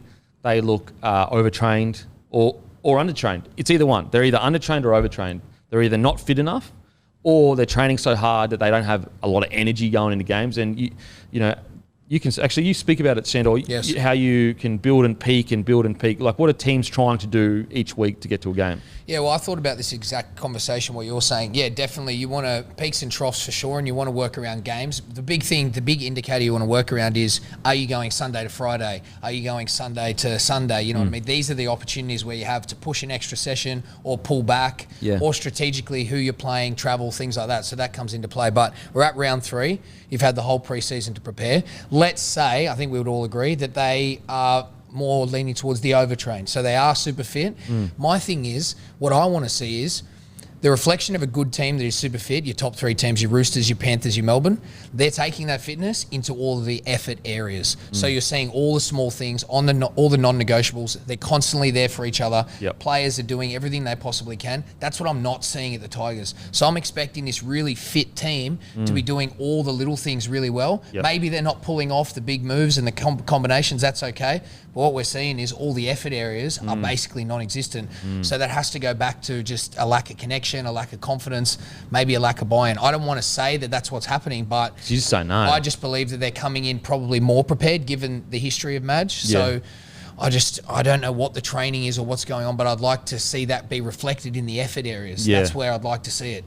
So the fact that we're not seeing that, that's the most concerning thing for me. One team I know the Doggies have struggled, but when you look at the Dogs, you look at the Tigers, you look at their rosters. Doggies obviously better roster now, but Doggies always rip and tear. Like, even when they were at the bottom of the table, could barely put any points on the board, they would still, the coach would always come in and say they've ripped and teared. And I just, when I watch the Tigers run out, they're not yipping and yahooing. They're not fucking let's fucking dominate it. You know what I mean? Like, just that energy. So I wonder whether it's less is more with them. Maybe pull back the amount of work they're doing to try and just enjoy their footy again. What do you reckon, Guru, from a fan's perspective? Mate, I'm just looking through stats here. Warriors scored 2 tries off kicks. Tigers ran for more metres. They had more post-contact. They had 4 line breaks to 1. The Tigers only missed 10 tackles. Warriors missed 30. Which would kind of suggest that they're not doing the 1%ers then, because they're the things you can't measure. It's actually a really weird week. Out of the 8 teams that won this week, 5 of them had more missed tackles than their opposition. So it's that scrambling for each other. I know, at the Broncos, we used to miss tackles all the time, but it was this scramble defence. You look at the Rabbitohs on the weekend, the amount of times they would shoot out of the line and then have that scramble defence across. And so I guess that probably does point to the fact that the 1%ers you can't measure. So just use them as an example. The Bunnies missed 43 tackles on the weekend. The Tigers missed 10. Wow. Cowboys missed 47. So it's just a scramble, like the people they're winning the scramble and a disconnect. I think I had one big word I had down here was game management. Like, what we were seeing in crucial times where they had an opportunity, there was just nothing. And it was very individual. There's just a disconnect there where I don't know whether it's structure, whether it's at a level of buy-in from the strategy and the coaching, or whether players, some players, maybe they have had enough. But I don't want to write the Tigers off, and I know they're going through a tough transition, but I genuinely just think we're seeing that disconnect within the club, within the playing group at all levels. And unfortunately, it's just been reflected on the field. There's opportunity there, but it's not to say they're not trying, but I think it's just weighing way too heavily on their on-field performance. Yeah. Look, they're in such a bad situation because we spoke about this earlier. If Jackson Hastings plays, I reckon they win 30-16. They win comfortably. And we're talking about his genuine coming out party. It's just like... Because he's the guy that will go, boys, get on. Like, this is exactly what we're doing. Everyone get on board. Whereas, you're right. They had Montoya get sent for 10. And at the time, I was like, Montoya, that's the stupidest penalty I've ever seen in my life. Like, you just got sent for 10. You knew you were going to get sent for 10. That was bad. Like, bro, what are you thinking? Like, what are you thinking? You know that that's a 10 in the bin. Yeah. And yet it was actually genius. It was genius because if he had got up, they would have scored. So it was actually like he's actually rolled the dice and fucking proved everyone wrong. Bro, Tigers out of their own end, throw 2 offloads, they lose the ball. They attack that edge one time during that 10 minutes and drop the ball. It was just crazy to see. And we spoke about... I just don't understand. I couldn't get my head around, like, even we were saying as wingers, like, we got no pull, no say, should know fucking nothing, but I would have been screaming for the ball. Boys, let's just go, come back. Yeah. It was just no strategy, no game plan, nothing. Just simple. Like, couldn't understand it. Literally get 2 forwards, run in pairs. Next play is just a 2-pass to our wide running forward. At the very least, and hit the tram line. We'll look up and we'll see if they've put too much on the short side. It's very easy to sit here. You're in the heat of battle and everything, but there just seems to be at the Tigers, they're just calling out for someone to go, boys, this is the way, get on me back. And Hastings is that guy, unfortunately. To be honest, I would go as far as just giving the captaincy to Hastings. Like, I think he's shown enough leadership in such a short time for a team that is desperate for that. He's the guy that he's so comfortable in himself, he's willing to take the... If it's on him, he'll cop it, kind of thing. I think he's matured to that point. I'd love to see it too. Yeah, I mean, if you said to me who are their 2 most important players, for me it's Hastings and Stefano. Yeah. And They're both Dewey. out for the next few weeks. And Dewey, who's out too. Yeah. They've got the short turnaround this week, playing the Titans off the back of getting embarrassed last week. And then the week after that, they play Cronulla without those guys as well at Shark Park. Ooh. Yeah, it's tough, man. Wow. It's a tough gig. It is brutal. And, I mean, we mentioned before the Sharks, how well they handled that 10 minutes without Jaden Sewer. When they were playing against the Dragons without Sewer. The Tigers have got to sit down and watch that 10 minutes, don't they? Bruh, 100%. Just watch that 10 minutes and see what you can take away. Yeah. But Hastings he's not affiliated with any of that bullshit. Any of the history with the club. Yeah. He's coming there. He's just a clean slate. You're seeing a reflection of him just playing footy. That's all he's worried about. Yeah, absolutely. You look, some shining lights. In 30 minutes, Stefano had 132 metres, 55 post contact, 12 runs, 20 tackles, 0 missiles. So I know it's a tough time for the Tigers, but I just want to go through a few shining lights because it is tough times. I thought Stafford Toa had a pretty good club debut, 10 tackle breaks. I thought Oliver Gildart had probably his best game. He was great. 200 metres, 4 tackle breaks, 2 line breaks. So there is shining lights there. Like, it's a very tough time. I think if you put Stefano, Hastings, Dewey in that side, there is like a way forward. There can be shining lights. So I think as Tigers fans, just focus on those things, that you've got these players that can put up good numbers, that can play well even when you're playing poorly. But yeah, they desperately need Dewey or Hastings back. They desperately do. Now on to the Warriors. This was, man, it's so hard to get a gauge from this game because it was such a poor game. Look, I thought there was a great try saved by Walsh on half time. There's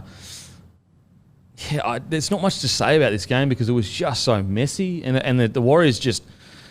I'm sure they're looking at each other going, how did we win that game? Like, it was, we were making unforced errors in crucial times. Like, we had them on the back foot with 10 men and we're like, with 12 men.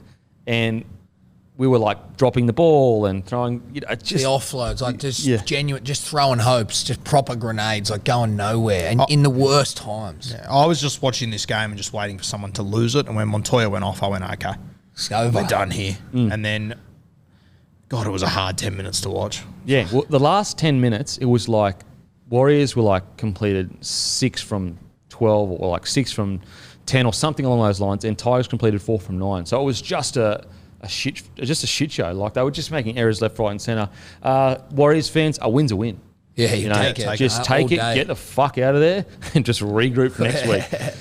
Those are the kind of games where, as a coach, in my opinion, you don't even look at the video. You don't even. It's done. It was dog shit. We all know it was dog shit, but we defended our asses off with one man down. We got the win. Let's just move forward. So do they play next week? No, they play Brisbane. Oh well. That's going to be a big game because both teams, didn't play too well. At least they got the win. Broncos Warriors is usually a big game too because Brisbane has a lot of. It would be in Brisbane. It's at Redcliffe. Yeah, Redcliffe. Yeah. Interesting. Very interesting.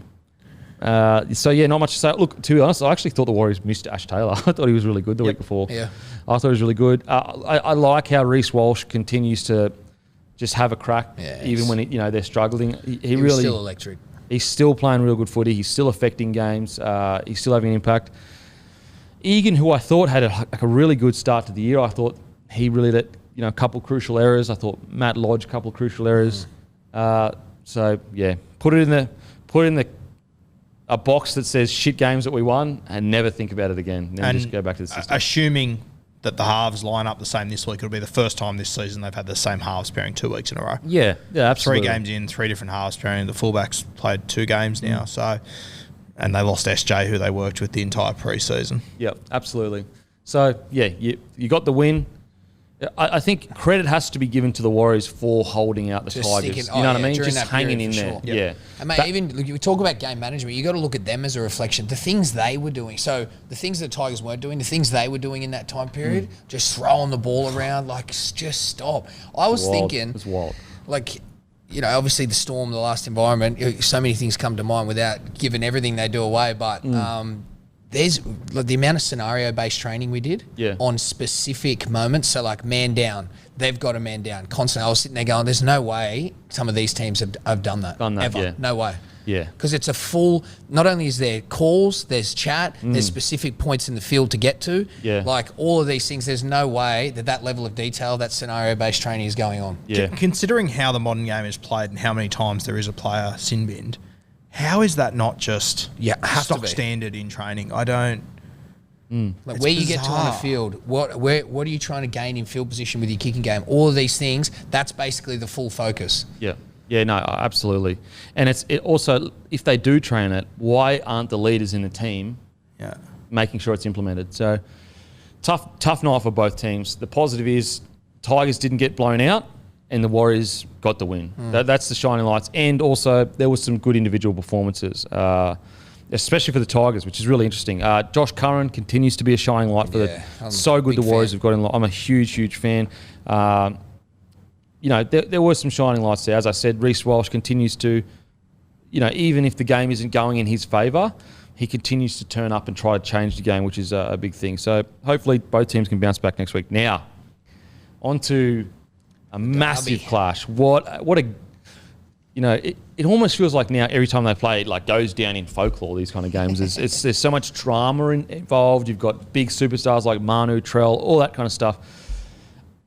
Now, we came out of the Melbourne Storm v the Rabbitohs saying that there was actually a lot of good things to take away from the Rabbitohs. When you actually look at the stats, although the 60 minutes or so that they played, it seemed like shocking footy. They made so many errors. When you looked at the stats, they won every single stat that mattered except for the scoreboard. So there was signs that, and we also spoke about the centimetres. Like, it wasn't like they were 2 metres off the passes. They were centimetres off. So if they can just fix it by a centimetre, all of a sudden things change really quickly. I didn't think it was going to change this quickly, though. I didn't think that they were going to go from a team that looked busted to a team that looked nearly as damaging as 2021.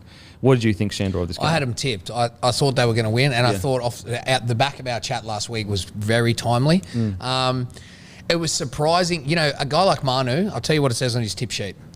Left fend, right foot. Like, that's literally what he does every time. So the way I was surprised at just how he took the piss so easily with some of those things. It was a bit of a lack of defence with South, but overall, yeah, I seen it coming. I thought they played really well. I just had Murray's influence in the game is ridiculous at the moment. I thought that was unbelievable. In my opinion, I feel like we're seeing the game take on, like, second rowers are becoming some of the most crucial players on the field. Like, the impact they're having and the variations they're showing around, like, different moves, lead lines. We've seen, how many lead lines have we seen this week where a man's coming on the inside shoulder, drifts out? How many tries have we seen from that this week? So his impact on that. And just, some of the battles we spoke about, Campbell Graham Mommers, both really underrated, but what a battle, seeing those centre battles.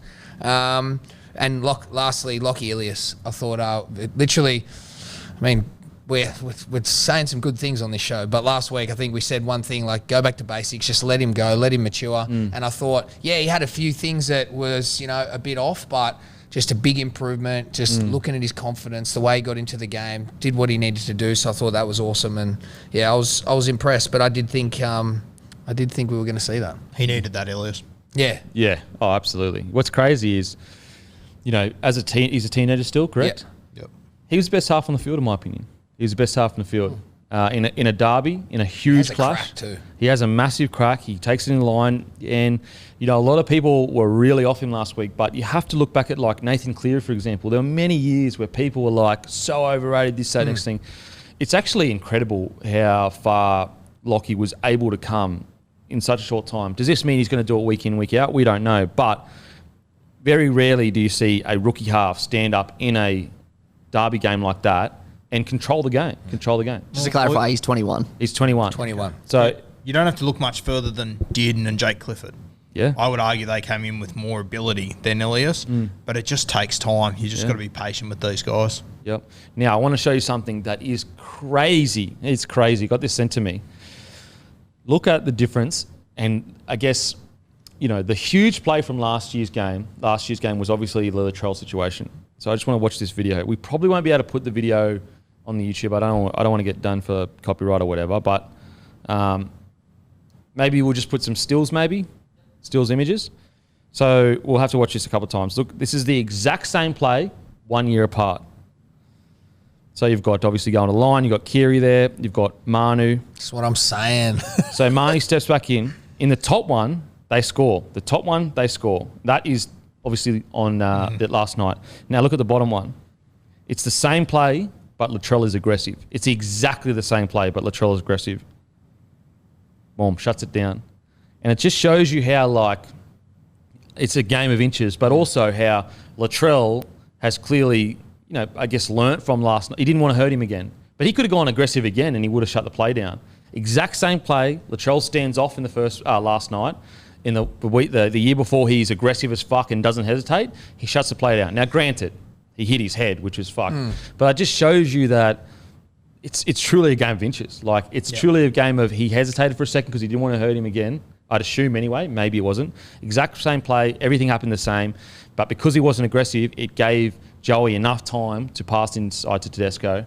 And that's where, when you start making players play differently and question the way they play, you may get certain scenarios where they act differently and a try is scored. But I just thought it was really interesting that the same play happened. And, a lot of people dislike the way Latrell handled it last year or whatever, but you look at this play, he handled it differently. He didn't go in aggressive. Yeah. He didn't want to hurt his mate. And that shows a bloke that clearly cared about what happened last year. Like, he clearly cared that Joey Manu was hurt by the situation. Now, onto the actual game. Ilias I thought was fantastic. We saw the class from him. Joey Manu was,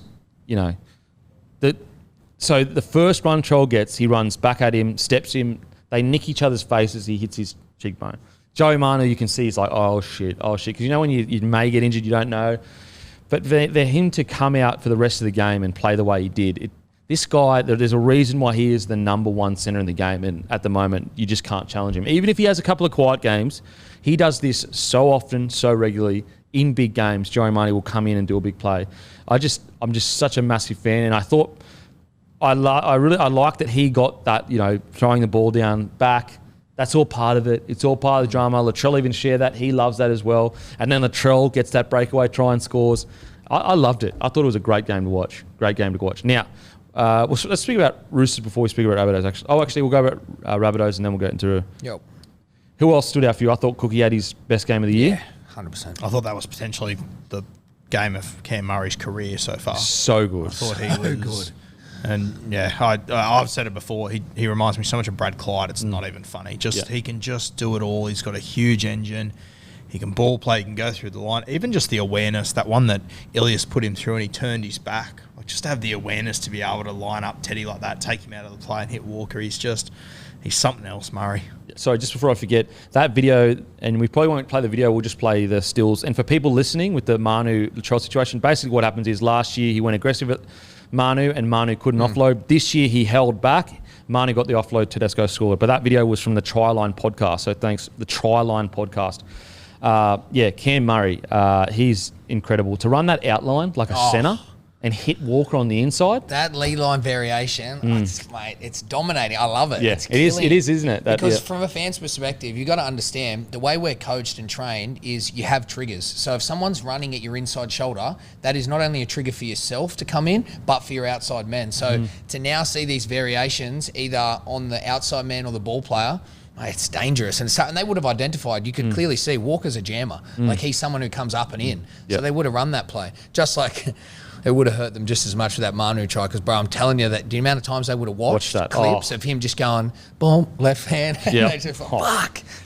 Now, Cam Murray plays one of the best games of his career against Victor Radley. Do you think that Murray... Radley's getting a lot of raps, and rightly so. Radley's a fantastic player. I love to see the competitive beast come out in players, and I think, Cam Murray is such a gentleman that often, and he's such a hot cunt, you often don't see him as that crazy. Put it this way, if Cam Murray looked like a country farm boy, he'd be seen as like tough and gritty because he gets through 50 tackles a game, rah-rah. But because he's such a good sort, you don't see him like that. But he's a competitive beast, And I thought it was really interesting. The first try that Cam Murray scores was straight through Victor Radley. So I actually think two things. I thought that battle for Cam meant a lot. I also think Victor Radley next week is going to have an absolute pearler of a game. I've never seen Rads miss a tackle. Not like that. Get shown like that. There was a lot of defensive efforts, to be honest with you, with the Roosters, and they'll bounce back from it. But Radley and Satili Tupanua, I thought their defence was probably the worst I've seen from them so far in their career, which is, especially for Satili, it's interesting because you've got Angus Crichton sitting on the bench. I thought Nat Butcher was really good for East. But it'll be interesting to see what, Robbo to start this season switched his back rowers over, then moved Angus to the bench and started Nat Butcher. It'll be very interesting to see what he does over the next few weeks with that back row. Murray's starting to distance himself, in my opinion, from other players. He's just starting to go into his own. Who's that, sorry? Murray. Oh, he's starting to go into his own. Well, him and Yo, just so good. But they're so different at the same time. Yeah, it's weird. Murray's just got Radley's like the in-between of both of them. Yeah. But these two are, Now, I'm reluctant to say this because such a huge fan of the Roosters and everything they built, but I just think they are missing Boyd Cordner, Friend, the Morris brothers. I don't think it's appreciated enough how much experience they've lost over the last 2 years because Trent Robinson is so good at putting the front on of, not a front, but there is no excuses. And last year, I think it may have kind of band-aided the situation a bit because they were so courageous and they played depleted. They were so courageous and played so depleted that we didn't really stop and take stock of, hang on a sec, they just lost Jake Friend, Boyd Cordner, both the Morris brothers. That's four, you know what I mean? How much work is that too? Do you know how much work they do? The Morris brothers, Friend, Cordner, and how many hit-ups and tackles is that? Exactly, and just the experience on the field. And when you drop those four players into a side, it's almost like a glue. 100%. It's almost like a glue for the entire side. And I just, when I watch the Roosters and when teams turn up the tempo a little bit, how often would we see Friend or Boyd go, oh, you want to go up a tempo? We'll go up another tempo and fight fire with fire. And at the moment with the Roosters, when the Rabbitohs turned the tempo up, got the line speed going, I just didn't think that, I don't think they've found their mojo yet of who is going to lead. Like, because Hargreaves currently coming off the bench. He can only do so much. who's going to lead that battle and who's going to do it as well as Boyd. I actually think Boyd's one of the most underrated captains we've ever seen in the game. There's so many things there's so many games you watch at the Roosters that he takes these crazy hit ups. Jake Friend, Orbo also retired. That's another, that core. But the Morris brothers too, they had such a massive impact at the back end for the Roosters. And I just think we're not Roosters fans and fans in general, we have such high stands for the Roosters, but we're not actually giving them enough slack for how much they've lost. And I'm sure the Roosters wouldn't want slack. I'm sure they'd be like, no, there's no excuses here. But the reality is they've lost some legends of the game. But that's the thing, they don't show it. Yeah, they don't. Because they keep themselves to such a high standard, you don't realise how much they've lost. But if you were to take those blokes out of any other team, mate, you'd be a bottom four side like that. Like, you shouldn't even be in the conversation. These guys, they've got a lot more improvement in them. Robbo will sort it out, but Hargraves for them is like that last little bit of taste to that. You know what I mean? Like, you can't buy a Hargraves even at half time. You know, he grabbed Ilias. He knows he's a rookie. He's butting him, roughing him up. Like, you need that. You need that aggression to the Roosters, but. That sort of mentality that you're talking about, that old school experience mentality, you stripped a lot of that away from the Roosters. I probably didn't even think about that. But 24 months. Wow. Think of the number of games you lost. Orbo, in the last 24 months, Orbo, Friend, Cordner, and the Morris brothers, like, what would that be? Like 800 games together maybe? For sure. Over 1,000. That's so much footy in big games. So and it's experience, it's game management, it's all those things you were talking about. And so I just think that it will click for the Roosters, but I think it's going to take, at the moment with the information we have, it's going to take most of the year to click. But when they do click, they've got such good cattle there, and there's glimpses. Like, for example, even Teddy's a little bit down at the energy-wise. He seems, he didn't have the best game the other night.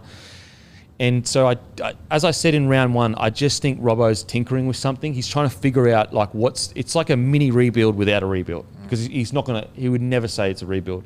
So I think this year Robbo's really tinkering with, okay, who's the leaders? Who's this? Who's going to lead us forward? Who's going to take us through the darker times or the tough times on the field? Guys like Lindsay Collins, who, he's into his second or third year, but he's not in his sixth or seventh year, so he's going to learn a lot. So not warning signs at all for the Roosters. I will say it is getting interesting how much teams are spotting up their edges, like their Keary and Walker. And I'm beginning to wonder, would you consider bringing Manu in at 6 or 7 defensively just to shore up the size on the edges there, because they are getting spotted. They're small. They're a small halves pairing, probably the smallest halves pairing in the comp. And they're both so courageous and so tough. But I wondered, does it help shoring up their size? Like, for example, last year, Drew Hutchinson was the 6 for a lot of time. His big body, very hard to get through. I think there's a lot of tinkering going on. I don't think it's warning signs at all. No. When you've got Angus Crichton on the bench, it shows how good your side is. When you've got Tedesco, who I think, regardless if he retires tomorrow, is one of the greatest fullbacks of all time.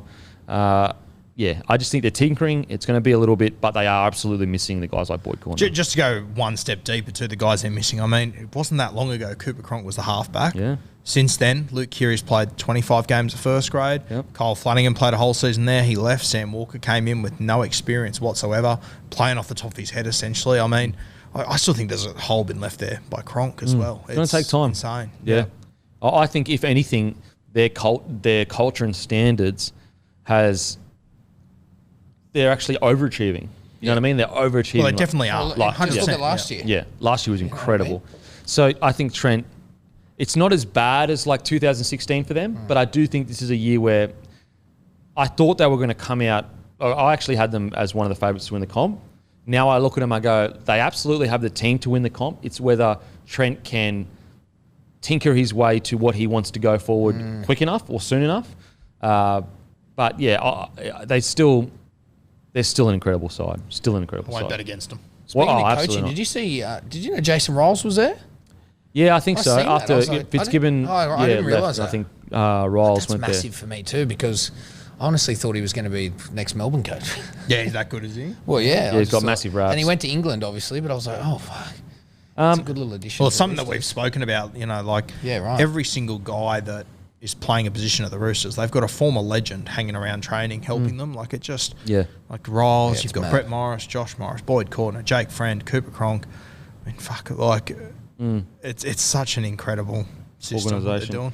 For the Rabbitohs, here's a good example of like testing someone's edges. It doesn't have to always be physical. It can be testing an edge's trust. And what I mean by that is, so Rabbitohs identified Walker's edge as a new edge together. They got Sicily and Walker, who haven't played that much footy together. And that was actually all about trust of, does Sicily trust Walker to stay out or come in? And Rabbitohs identified that of, they haven't built that trust yet of knowing, you know, will Walker make his tackle, or will he jam in? Will he shoot up? And as I said, it's not. Sometimes it's not about physical. It's about like the mental side of things. Of, we'll play chicken with you, kind of like, you know, Walker and Sicily, you're new. Walker, you know we're coming at you. So how are you going to react mentally to us running an out ball on you? Are you going to, you know, jam in? Sicily, are you going to be there soon enough? So I thought that was really interesting. I think they're still an incredible side. It's absolutely not panic stations at all, the Roosters. I think that once it does click, they're going to be fucking scary as anything. Rabbitohs, I thought Arrow was really good. Cook's best game. Murray, incredible. I thought Milne was actually really good on the wing, made some big defensive reads. They're stuck there again now. Yeah. You know what I mean? Like, you spoke about this. Like, what do they do? I still don't think they've got the solution for that centre side, but I'm not taking Milne off the wing there.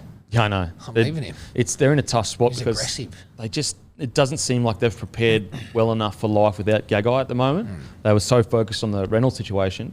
In saying that, the job was done. They won the Derby. They looked really good. They probably could have been up. They had it was a few try, like Keon drops the ball. Then I think there's another try. Yeah, AJ put a kick in, but he hit the floor first. Yeah, so there's 2 tries disallowed. So it was actually quite a dominant win by the Rabbitohs. Latrell. It's just so interesting that you can say, people can talk as much as they want, for as long as they want, and you can dislike him and you can this, that. You know, he didn't play that well for 60, 70 minutes. But at the end of the day, Latrell's footy does the talking. You know what I mean? How many times does he make the big play that finishes a game or gets him back into it? Can you name a player that's better at just blocking out noise? Yeah, so good at it. Like, nothing seems to impact him. He's the most polarising player in the by game. Far and away. Like, I don't post a lot of the stuff with him because I don't want the negative stuff in the comment section. Like, I just don't want that negative energy, and I don't want to use his name to get likes and clicks. It's very easy to, Latrell post comes up, so I try to keep it at a minimum, because it's just like, no matter what happens, there are going to be people that just for some reason, I'm sure they've got their reasons, but it's just really negative. And I just think that people can talk what they want. Latrell has stepped up in big moments so many times over so many years. There's nothing to say, there's nothing to say. He does it. I mean, he kicked a 48-metre field goal last week, a 2-pointer, and people went, why is he celebrating like a wanker? It's like, you for real? He's just pinged it in Melbourne, and Craig Bellamy's done something that only, 3 guys have ever done before. Yeah. He puts it into the 15th row of the crowd, and you're upset because he celebrated? Yeah. It's bizarre. And we've seen enough now to know that he's got a good heart. Like, let's be honest. Yeah. So you can't really say that, he's just a shit bloke. Yeah, I know. He is a good bloke. I know him. He's a good bloke. He's a but legend even of a his bloke. perception now, what he gives off, you can see, and he's learned from his mistakes, and he's trying to, you know what I mean? So I just think, as you said, bro, he's there to do the big money plays, but as a South fan, ultimate Latrell, would I love to see him combine that with just a little bit more work? Oh, for sure. Just really he's underdone round off his right now. game. Yeah, it would be so nice, but he's going to get there. Yeah, he's definitely underdone. Definitely. And, you would love to see him, a bit fitter, not having to go out in the wing. Absolutely. There's no denying that. It's just, when the big plays are there, I'm trying to think of another player that has consistently pulled off big plays in different ways, whether it's a field goal, whether it's a try, whether it's a flick pass. He's just so talented. So what I loved, again, about that game is Manu had his moment. Yeah. And then Latrell had his moment at the end, and he got to experience it. And it just adds to the narrative, because even though it was quite a blowout for the next game, we are still going to be so keen to see the next game. What's interesting as well, it was only 2 points different to its round 3 last year. It was 26-16, and this round 3 was 28-16. It shows you. I thought that thing you posted the other day. That was Matty's thing. I'll give Matty his due. Yeah, fuck, that was unbelievable. Yeah, Matty. 3 points ever separating them before that game incredible. kicked off. Incredible. In 100-odd years? Yep. Yeah. Wild. That's crazy. Yeah. So well done, Matt. One good thing. Fuck me. No, that was a really, really good post. That was really good. He put that all together. Even I was like, how is that possible? How? Especially with all the dark years at the Rabbitohs. Yeah. It's all wrong anyways. But, the math's wrong. Fuck, shit post. Yeah, so great game. I thought it added to the whole narrative. Rabbitohs, fuck, like... I was walking to the gym the day after. I actually go to the gym. Oh, yeah. I go to the gym. Fuck. Looking big bar. It's not altitude, though. Anyway, walking to the gym, and I was like, you know what? Rabbitohs are the only team, I think, that we are absolutely going to have to judge week to week. Like, they could go on a shit run for 6 weeks and then just turn it around and all of a sudden be good again. When you compare the standard of footy from their first 2 rounds to the standard of footy to round 3, it's 2 different teams. And so I just think that, and they've always, well, not always, but the last few years they've been like this where you just can't predict it. You looked at last year, they lost by 50 and two or three times, all of a sudden went on a run. Who have they got next weekend? Penrith. Massive. Like, if they win next weekend, we're having a way different convo about South. And we're going back to the point we made, which is new coach, new combinations. They were very close in round 2. And we're saying, well, that was just their little progression. Yeah, absolutely. It's the Rabbitohs are just, I really believe they're the only team in the comp that even if they go on a losing streak, they are still going to be a threat. Because like those first 2 games, I honestly was sitting there going, I'm beginning to be worried they missed the 8. And then they come out, like I didn't think they would, but I was like, I think they might. Like, when you think of worst case scenarios, I know we spoke about it at the preseason chat. We were like, if everything goes bad, this could turn into like snowball out of control. And then I watched them the other night and I'm like, that's a top 3 side. Yeah. Like bashing the Roosters. And so they're such an exciting team. So Rabbitohs are looking good. The good thing is at least now we know that they can play close to the standard that they were last year. Whether they can do it week in, week out, we don't know, but we know they can do it. In saying that, they've had a tough draw to start. Oh, massive, 100%. It's been brutal. Latrell didn't play round 1, which meant they had to move AJ to fullback, so their combinations have been a little bit out of whack. The 2 games we've seen them with their full squad, they've beaten the Chooks and they've taken Melbourne to extra time when they got off the bus in the 65th minute. Yeah. Well, so but that's what even the Storm game reflects that whole, you can't even judge them minute to minute. Like, they can literally, Matt, you can speak it. Am I chatting nonsense or do you feel that as a Rabbitohs fan? What do you feel? Well, think about the 3 games that they've played. They were shocking in round 1. Yeah. They were incredible against the Roosters. And then against the Storm, it was like an absolute mixed bag. So if you're going just off that, like, I don't know what team's going to go off the bus, but I am happy that we've started, I guess, a little bit poorly and then gotten better each week. What's bizarre is like, I actually think this is a better start to the year than I thought was going to happen, even though they were so poor. It's just weird. They're such a strange team, and that's what makes them so exciting. So, again, good signs for the Rabbitohs. It's just incredible. Big game. Oh, well, you're assuming Cleary and Fisher-Harris walk back into this side too, so it's going to be a massive game next week. Oh, huge game. I can't wait. And I think Ilias... I think by the end of the year, I think a lot of people are going to be on the Ilias bandwagon. Yeah, I really like what I saw. I agree. I really like what I saw. And to bounce back like that in a derby. Now, on to Panthers v Knights. Wow, what a strange game. We'll get the big news out of the way. Obviously, Barnett puts his elbow up. Concussions. Smith, I think it was. Chris Smith. Look, internally, I want to say all the that's terrible and all that kind of stuff. But... we all know how bad it was. So what else can we really say? He's going to face the punishment. He's going to face some music. And I think that there's no one that's probably, obviously Smith, couldn't play the game. So we've got to think about him. He's the victim of all this. But Barnett, it's got to be a fork in the road for him this moment. Because if this kind of little stuff happens again, I don't think fans will it'll be almost, if he does something like this again, it'll almost be hard for fans to really get behind him. For this situation, you can sit there and go, okay, it was really poor act. It wasn't the right thing to do, but we all make some pretty poor decisions in our lives. Hopefully he can bounce back. But outside of that, I don't want to pile on him because what's the point of that? But I think we can just all acknowledge that it was terrible play, shouldn't have happened. And there's a difference between accidentally head-highing someone in being aggressive, and then an action like that. You can all that action. It just cannot be part of the game. So I'm sure he's more devastated than anyone. and it just cannot happen again. No. It's going to hurt his own career, and it hurts the boys. And also, Smith is lucky that he's sweet, because that was really, really dangerous. So I don't want to pile on, but you've just got to acknowledge that it was really poor. I hope he learns from it. What were your guys' thoughts on the situation? Mate, Newcastle, what they did the other day was so impressive. Yeah, I know it's a big call or whatever. I think if Barnett stays on the field, they could have won this game. I agree. They were going with them 100%, and that's eating a heap of humble pie for me. I thought they were so impressive. And, I mean, when you consider that they were without a player, without a back rower for that long, and they only got beat by, 18 points against Penrith Panthers. And most of it was at I the know end. I'm missing players, but they're a gun side with or without those guys. I thought it was just so impressive by Newcastle. I had people that have messaged me saying, I told you Panthers 13 plus. It's like, look at the actual reality of the game. Yeah. Like, they played with 12. Kurt Mann got sent off for getting hit in the dick. Yeah, it was just... Like, bruh, my dick's not that big. They played... Fucking hell. It's up near your head. Your dick's near your head. I'll tell you what, you're fucking doing all right. Shouldn't be playing footy. Do fucking Guinness World Book of Records. They played with 12 players against the defending premiers for the vast majority of that game. They missed 16 tackles, Newcastle. Yeah.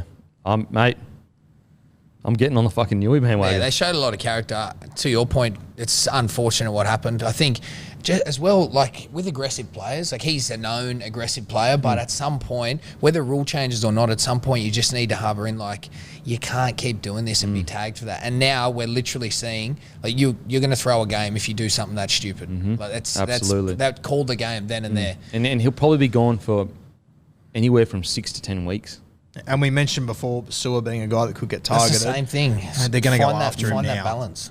Well, they're absolutely, again, and I'm not saying that you made this comparison, but if you are an aggressive player and you're trying to pull off a big hit, that never reflects to me you as a person, because it's like you're just an aggressive player within the rules of the game. Of course. But when you do things like that, where it's like it's not part of a hit, it's just purely malicious. It's brain snap. You know? It's not unforgivable, but it reflects more poorly on you than a head high kind of would. And I think that you're right, that refs are going to start looking like Barnett. He's going to have to be so squeaky clean, because any little thing in today's game with the environment, with the head knocks and that, like it's almost the worst timing for him to do something like this. We're constantly arguing about concussion. It's... and this is where it now gets interesting for Newcastle. They lost Fitzgibbon last week. Fuck it. They could be without Barnett for 10 weeks here, I reckon. Potentially. It's going to be a big test for them out on that edge as well now. And there's brain explosion. I hope he learns from it and it's a mistake. But he's going to feel this so deeply, like, online, people in the crowd, like anyone that wants to, I guess, pile on and you be, really negative towards him, it doesn't change anything. Do you know what I mean? Like, you can say it's bad without... He did the wrong thing, absolutely. But I hope as a community that we don't dogpile, because how does that doesn't help the situation. Doesn't help Smith. Doesn't help him at all. All it does is, anyway. It's tough because they need Barnett on the field. They need him playing good footy. They need aggressive guy in the middle that's going to get through all the tough work. I mean, if you had to estimate, how much weeks do you think he's going to get? I would give him 10 weeks. 10 weeks, wow. How much you give him? I was thinking around more like 6 to 8. Yeah, I was thinking 6 to 8 as well. It's not. You can't consider it careless, but it's not ideal. But what's the intentions behind it? I would go heavy on it. I would go heavy on it just because it's probably we haven't seen it in a long time. But it's one thing you don't want to risk seeing again. I personally think you could go overs on it. Yeah. So like, for example, like you mean we don't want to see it again for a number of things, sponsors, you don't like that, and it's the one thing that does turn away young kids from the game. It's tough. So I hope he obviously learns from it, and I hope he's justice is served. But at the same time, I hope that he's got the right people around him to learn and grow from this, rather than allow it to hurt his footy. And as an aggressive and competitive player, like you said, fork in the road. Hopefully he takes this moment to understand, just need to get some of that out of my game, keep all the good stuff, but find a balance, find that line. And then the other thing with all this, I know we don't really give people the platform, we don't promote it, but the more players, if he comes out and owns that, I stuffed up, this is the type of player I am, this is the type of person I am, Won't happen again. I've now got to pay my dues and earn the respect of my teammates and whatnot. But I always am really a preference to see players come out on the front foot and own the story as opposed to someone else running that narrative. So a little bit of ownership. He has to earn back the respect from fans and teammates, but I'm sure he will. And then just find that balance in his game, because you can't afford to be giving away a sin bin, let alone being sent off or miss 10 weeks, 8 weeks, whatever it is. And if he can find that balance, fuck, he's a good footballer. He's a gun. He's a great footy player, and you need aggressive players inside. I like your suggestion there. It could be an opportunity for him. Yeah. To he's only going to be doing just training and that now, not playing for a substantial amount of time. Maybe there is some kind of public program he could do, or do extra promos going to school and teaching young men about the difference between those kind of actions, and that's not the way men act, and this is the way we can kind of work through it. So, yeah, hopefully he can learn from it, because he's a great footy player. I mean, he was getting considered, on the fringes for Origin there for a bit. I know, Man. He's tough as anything. Gets through a bunch of work. Judge him on his reaction, not his action. He seemed devastated. Judge him on his reactions from now. Don't like you said, don't pile it on when someone does something. Everyone makes mistakes, fails, fucks up. So judge him on his reaction, and if it's good, let him earn his way back into the team and the respect of everyone, fans and teammates. Absolutely agree. But yeah, back to the Knights and the way they played. I love it. I love Kurt Mann at 13. Yeah, they showed a bunch of character. They showed grit. They showed willingness to stick to standards regardless of the situation. A lot of teams, situations get tough, they take a way out. You look at the Broncos. Unfortunately, they were hanging in the game. The situation got tough. It wasn't going their way. They fell apart. The Knights, on the other hand, even though there was a few tries towards the end, for most of that game were extremely competitive, and they nearly got the win with one man down. So much confidence to take from it. Like, it's never going to get worse than that for Newcastle. Yeah. And they hung in there against the best team in this competition. So for the Knights, I thought obviously Gagai had a really good start. I think there was a period there where Dominic Young kind of fell back into his own old ways. He didn't chase a grubber in goal. Tago ended up scoring. I feel like if he was... as a winger, even if you don't think you're going to get near the ball, you've constantly got to be willing to just chasing, be on your toes. Don't just sit back and allow things to happen. Clune pass to Best was fantastic. Beautiful. Such ripper of a ball. Don't stop that. I thought it was the best game of Hoy's career. Yeah, Hoy, I mean, considering the hype that he had coming in, he probably has been a little bit underwhelming to start his career, but he came in with so much hype. It's not even funny. And it's tough. Every time he plays, he's filling in the boots of KP. It's a tough gig. I thought he was great the other day as well. We're talking about a Knights team missing key players. Yeah. Key players. Yep. Look, am I fully on the Knights bandwagon as they're a top 4 side? Not yet. But if they don't make the top 8, with the way they're with what I've seen so far, I would be very surprised. And they're another team that has already faced issues as far as team selection. They don't have their hooker. They haven't had their fullback. They have missed at least 1 to 2 of their quality front rowers every single week. They're still performing. They've shown that they can overcome obstacles as well. It's very impressive. First 3 games, they play the Tigers. Obviously, Tigers struggling, but they've played the Roosters and Penrith. Yep, exactly. They haven't played 3 low teams. And it's just. I think we're finally seeing what Adam O'Brien was trying to implement a few years ago, and I think all the boys are getting on board now. And he may have gone around it a longer way than he thought, but this is why you stick with coaches as well. I think sometimes, especially when there's such a shallow amount of coaches in the thing. Very very easy. I think his job was even under pressure like last year for a bit, and I think that they're reaping the benefits of just buying into Adam O'Brien. I'm going to ask a question that I cannot believe I'm asking. You would have to assume to keep KP, they're going to have to pay a lot of money. Yeah. Is the first 3 weeks making them wonder if they need to spend that much money on KP? That's a hot take. That's so spicy. No, mate, especially from me. I don't want to get near that shit. That's so spicy, baby. All right, so who are we signing? Jaden Campbell or Reece Walsh? That's so is that spicy, the point where Guru? they've shown that they are not a one-man team. It is so blatantly obvious. They're better with KP. There's no doubt about it. But better with KP when you have to pay him $1.2 million. When he hasn't put together an entire full season yet, I've jumped over the other side of the fence. Right now. Yeah, it's a great question right now. Yes, yeah. Oh, because I'm seeing some of the things come to light where like the halves have had an opportunity to step up in a few other players. I want to see KP in the mix with this team that's bought into culture and everything else, but yeah, you can't tell me they're not having the little. I think they've got to be thinking about it. But I mean, with the question, I guess extension of your question.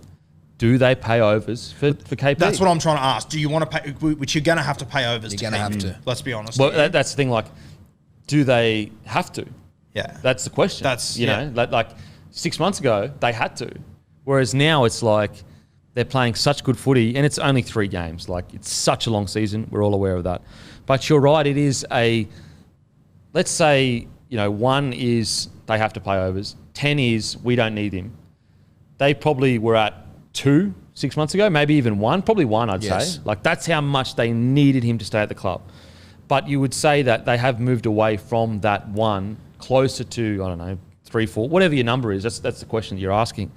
It's a really interesting one. And also, like, on the flip side, they can go to KP and say, look, mate, if you take a little bit of a pay cut, we can recruit other people. Look how good we're going. It's an interesting take. And you're right. You asked that at the start of the season. We were both of the mind. If the Knights lose KP, they're back a decade. Back a decade. Now, I think that you could make the argument that they don't need to pay 1.2 for him. You could make the argument that they only need to pay 900 to $1 million. The reason why I would still go hard at this point in time for the Knights is, as we know, it is so hard to come by that generational talent that can break games apart. But, as you said, he hasn't really put together a full season in a substantial amount of time. That is a lot of money in your cap. Could you go into the market and get, a Reece Walsh could be available, or a Campbell could be available in a year or 2? I mean, like, you could offer, and I'm just off the top of the head, you could offer Dylan Edwards probably $250K more than he's getting at Penrith and pay him $400K less than what you'd probably have to pay Kalen Ponga to keep him, you know what I mean? It's really, really interesting. It's almost put them in a harder position because they've got. It's a heaps harder position. Yeah, he's now your captain too. Yeah, mate. If I'm KP, I'm staying. I'm like to knock off a premiership in Newcastle for him would be all time. Well, and also, like, what are the options for KP? You go to the Dolphins and you're starting from scratch, and ad nauseum. A year ago, I was like, I don't think he's going to stay. I don't think he's going to stay. And we kept on saying that the first 6 weeks for the Knights is like club defining, but we didn't think it would be club defining in this direction. We didn't think it was going to be like, KP, great player, really mature. He's getting much better in just filling in areas that he may have not before. But now it's kind of a question of, do you break the bank when you've got such a good system that seems to be working? I think that time isn't on their side. So I actually don't think they've got enough time to make the call that you're alluding to. You know what I mean? Yeah. They don't have enough games to go, all right, we've put together 10. Because they could look at the Dragons like a couple of years ago. They played 10 games, were at the top of the table and then completely spiraled. And so I think if you're the Knights, you probably still have to pay what we KP spoke about wants. Munster. What's your gut feeling with KP? I think he stays now. Yeah? If you had asked at the start of the season, I thought he was gone 100%. I just got this. I don't know. I feel like Dolphins might nab him. Really? Just the connection of the Bromwich brothers. I mean, by all reports, has Kevin Proctor signed there? There's been talk of it, yeah. Yeah, he hasn't signed there. Nah, but like Sarko signed there, Bromwich brothers, Ray Stone, a couple of young good halves. Felice Kafusi. You reckon he goes to Dolphins? maybe, yeah. Well, I want to see him stay at the Knights. I definitely I think he's developed himself. He's a leader there now, and I think we spoke about this last week. Yeah. When Newcastle's going well, it's just good for rugby league. So I'd love to see him stay. I actually want to see him now in this Newcastle Knights team that we believe is showing characteristics of being actually buying into that Adam O'Brien culture. So I want to see him inject himself in. Yeah. Maybe it takes a week or two to find his feet with what they've developed, but I want to see it. That's the other thing. It's been a small sample size, but the games we have seen them play, and granted, one or two of them were trials. They were getting around and sort of not using KP as much as what you would want a guy on 1.2 or whatever it is to be worth. So I thought it would go the other way with Joey. So as did well. I. Yep. Yeah, but I cannot believe we're having this conversation. Yeah, I no, can't you're believe right. where I'm sitting on this argument. Yeah, you started it though. Just as I just say, listeners, to be clear, we don't hate KP the way fucking Guru hates KP. Apparently we get that in quotations, Matty. No, it's a great question. It's a great question. is. I think the Knights are in a much stronger position negotiation wise, but I think them being experienced heads and seeing how long a season is, they just don't have a big enough sample size to go to the bank with that huge call. Is he back next week? Stop fucking teasing us, Adam. Don't know. Well, I guess you could argue another concern is the fact the injuries. Like they are starting to become a bit more regular. I think the last I think it's 3 years now that he's like 15, 16 games. I think 19 is the most. I think that the Knights still have to pay big bucks for him. He's a marquee guy. Someone's going to. If Yeah, they don't. we haven't. The positive with KP is we haven't even scratched the surface with him. No. He hasn't even gotten close to his potential. So imagine that, as you said, the Knights side with him killing it as well. That's how they could really be a top 4 threat. You add the Knights the way they're playing now, with KP playing career best footy. That's a top 4 side in my opinion. Yeah, I think so. And that's not even including Brayley comeback. That's the other thing. We haven't even spoken about Brayley. Yeah, haven't even spoken When was the about last time you Randall's heard been the name fantastic. Mitchell Pearce? Yeah. And we need to. Yeah, I tell you what, that Brayley though. massive credit to the Knights. I thought that was the wrong call. Clearly was. So far, first 3 rounds, saying Pearce, go chase crumpets in Europe. I think it was right. They were right. They proved a lot of people wrong, including myself. Pearce is really on the. No, he's eating crumpets all day over there. Croissants or crumpets? It's a podcast is it? joke. Oh. Yeah. It may be another word for something else. Yeah, right. True. Got it. And Piercy, I think he'd love a European crumpet with a think bit of so. honey on it. I Bit think of so. honey on a crumpet. Who wouldn't? Butter your crumpet. Do you butter your muffin? What's that off again? Mean Girls, is it? Is it Mean Girls a movie? You know that stuff. Don't pretend. Oh, I don't know. I don't watch Mean Girls. You watch Mean Girls every week with your missus, Bar. Give me a break. Just with Ponga, since Newcastle, he's gone 20 games, 19, 15. Oh, sorry. Left the 220 out there. Yeah, but still not a full season. It's not going to do him any favours. Yeah. It's not enough to say he's I don't believe you would put him in injury-prone category yet. I don't think so. I think that's hyperbolic. But I do believe that it's getting to the point where you want to see a full... And then KP would be the same. He'd want to see a full year out of it. Bro, I just want to see him play. 100%. I just want to see him out there just fit, killing it. He adds so much to rugby league when he's killing it. He's a superstar that other sports would envy that we have. Yo. And it's often underappreciated how important superstars of the game are. They just attract those fringe fans that may not be interested. They get involved. There would be tens of thousands of fans of KP that barely watch rugby league, but they love it because of him. And you look at AFL, that good sort with the long hair. I don't know what his name is, but imagine Bailey. the amount of... Oh, fuck, he's hot. He's So good looking. It's a joke. It's a joke. And he's got the beautiful long hair. But imagine the amount of fringe people that watch because of superstars. So, yeah, I think it's a great question, Guru. Great question. Be interesting to see. And just for all the Knights fans, I cashed out my wooden spoon bet last week. And I really? got a lot less back than I put in. Really? That's for sure. Wow. So you really were on the wooden Heaps spoon. less back. Oh, wow. So you really were on that. Well, I got on them. I think they were at 17s or something. Yeah. And then they came into 13s, and I thought I was a genius. I think they're out to about 40s now. So, Yeah, hello. yeah, I'm going to wear that one. All right. That's what I love about this year, though. It's just, I'm happy to be wrong because it means that things are happening. Yes. I would hate to go into this year, kind of like last year where we were like, we know what's going to happen here. We know. This year, it's really up in the air. The Panthers haven't even hit their stride yet, really, in my opinion. I don't think they've played anywhere near where they can play. But yeah, we'll get on to the Panthers now. But yeah, the Knights going incredible. I thought it showed so much grit and determination on the weekend. Now, the Panthers, I just think they continue to show they are a system, they are a franchise now, they are a powerhouse, and it is undeniable. I'm on that train.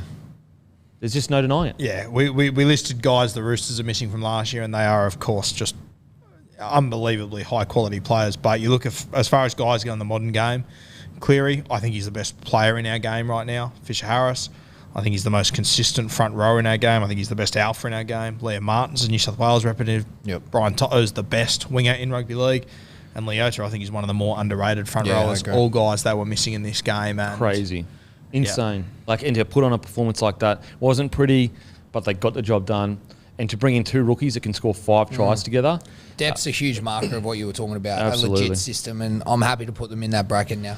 I honestly think that the Panthers are so good right now that they could probably field a reserve grade side or at least a mostly reserve grade side, sprinkled with a few first graders, and compete with the bottom end. Like, I really do. That's how good they are right now. They're leading the New South Wales Cup. Well, there you go. I don't just talk shit for no reason. The Beak's got some brains behind him. That's why it's so big. It's got They've conceded 20 points all year in New South Wales Cup Yeah, wow. in 3 games. Wow. And they're missing their halfback, Sean O'Sullivan. Oh, yeah. Holy shit. That's so impressive. Yeah, it's undeniable. The Panthers are a powerhouse now, and it's going to take a disaster for them to not be a powerhouse, because imagine a world where the Roosters, the Storm, had the nursery of Western Sydney.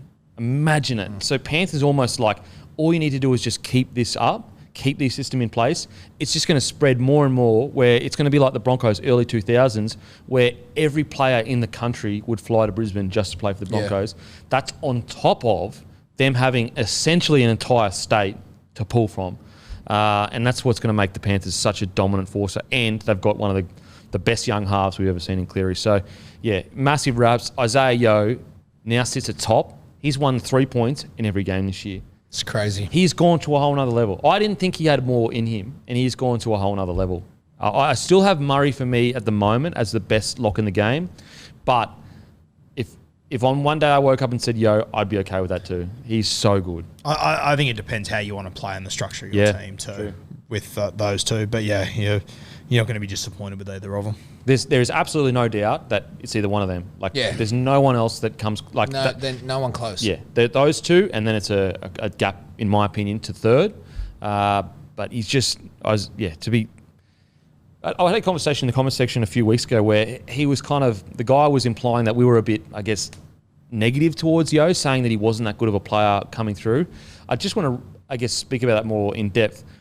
He was a journeyman. Like, he was a good, solid first grader, but he wasn't a first grader where, he was a good, solid first grader. He wasn't someone that you would ever, I don't think anyone predicted that he would go on to become the best 13 in the game, or arguably. But on top of that, is he might win a Dally M. If you said to me, Isaiah Yeo, 4 or 5 years ago, will win a Dally M, you would have said, brah. With the talent, are you telling me he's going to win a Dally M over Cam Munster? Over Jackie White? You know what I mean? And so his development, I think if there's one player that represents how far the Panthers have come, it's him. Yeah, for sure. And if you would have said 2 years ago he'll be the first choice 13 for the Kangaroos, we would have got laughed at. Yeah, absolutely. Yeah, it's crazy. It's incredible what they've done, and it's incredible what he's done for his game. And he's so well-rounded as well. So, yeah, Panthers, great win. They're going to be there or thereabouts when it comes.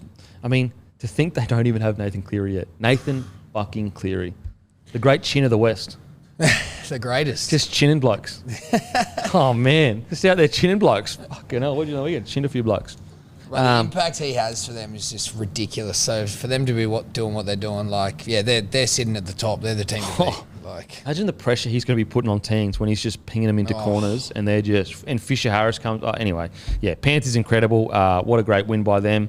Because it would have been easy for them to kind of, I guess, be complacent when they lost a player and just start throwing the ball around. But they were clinical towards the end. I know it's early in the season, but have you ever seen a team get up for a grand final, come back, win it the year after, and then start the next? It's like the Storm. They don't get fatigued. Yeah, it's only the Storm.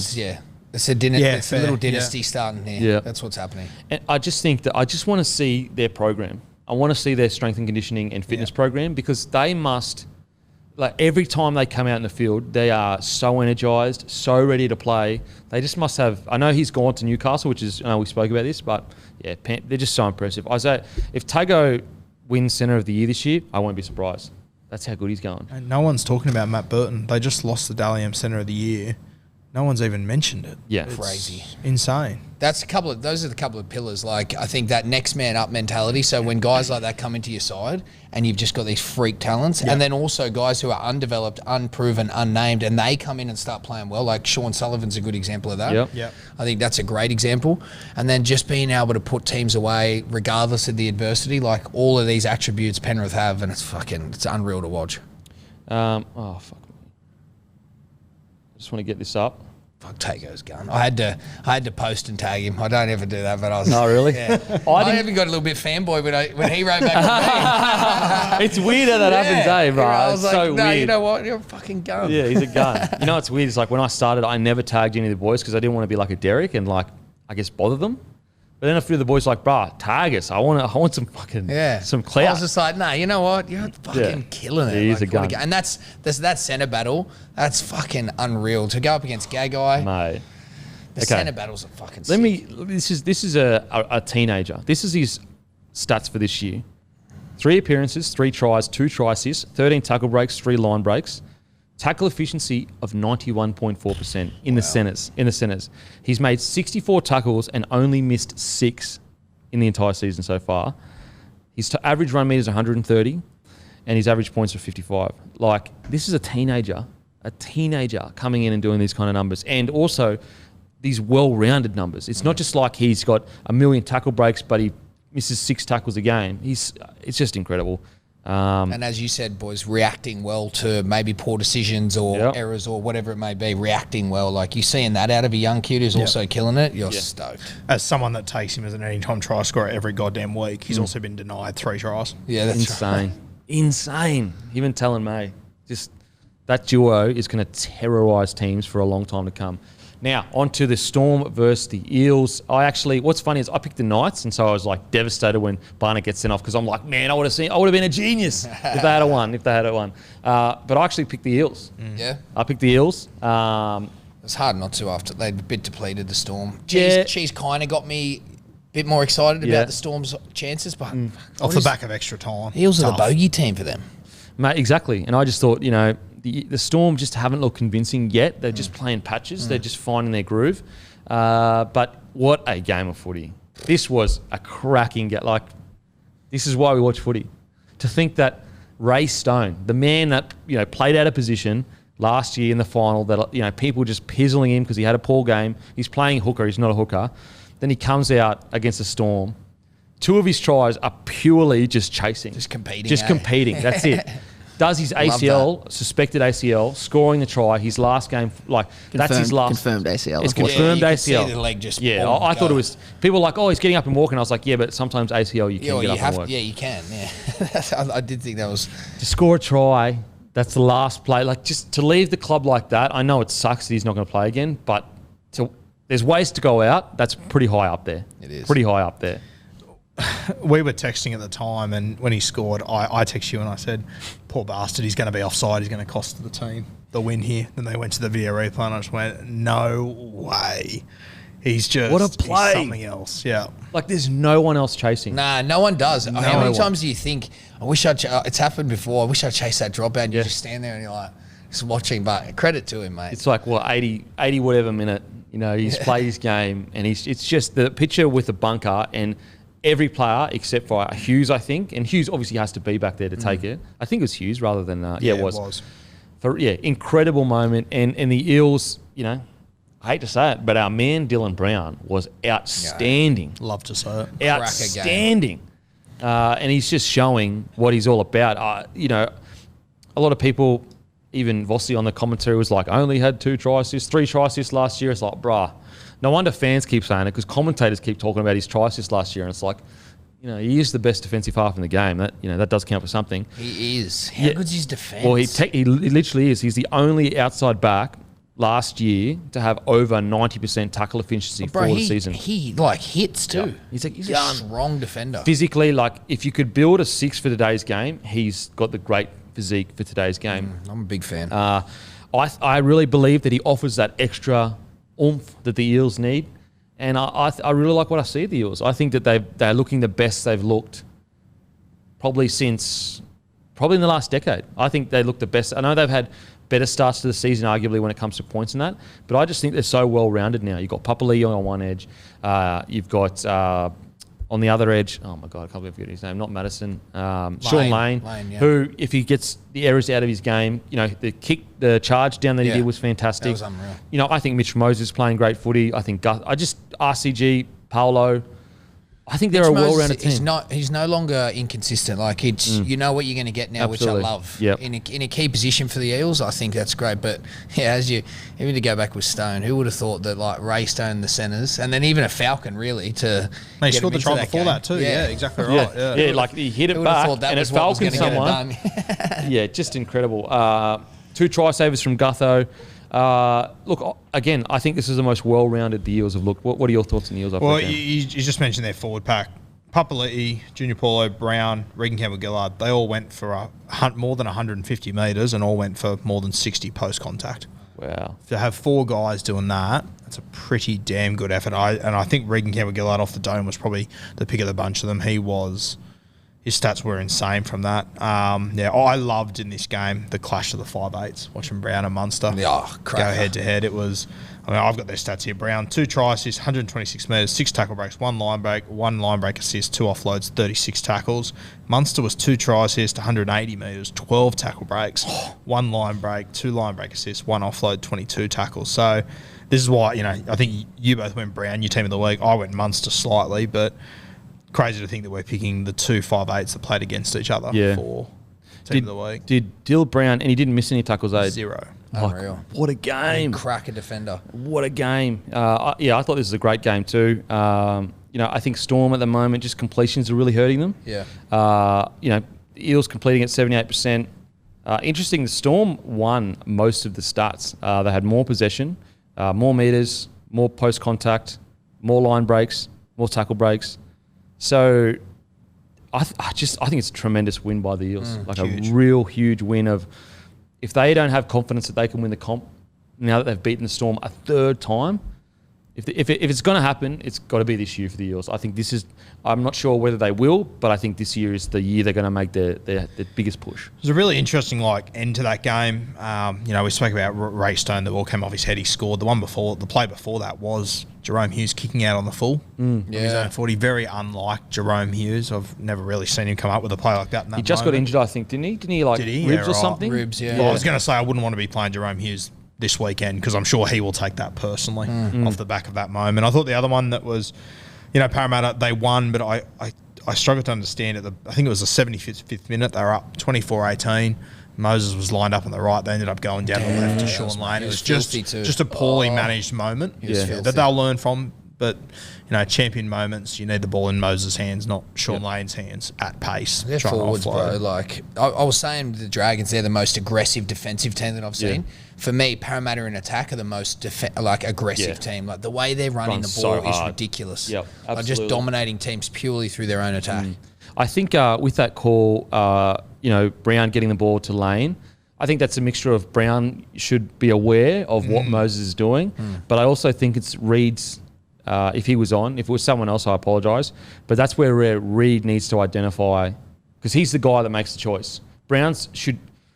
It's hard because Brown should be calling for the ball, because if he's not, then that just, it tees up. Everyone knows Mitch Moses is going to get it. So I think that's a decision-making thing by Reed. He should have been aware of what was going on. He's played enough footy with Moses. So I agree with you, though. Moses would have pinged that over, and it's probably game over then. Yeah. And well done to Sean Lane too after that moment. He came back for the charge down a few minutes later, which was a huge play. It was like a big giraffe, just like... No, if anyone's going to do it, it's him. Yeah. It was like, what's his name? What a play. Mr. Gilmore's jacket.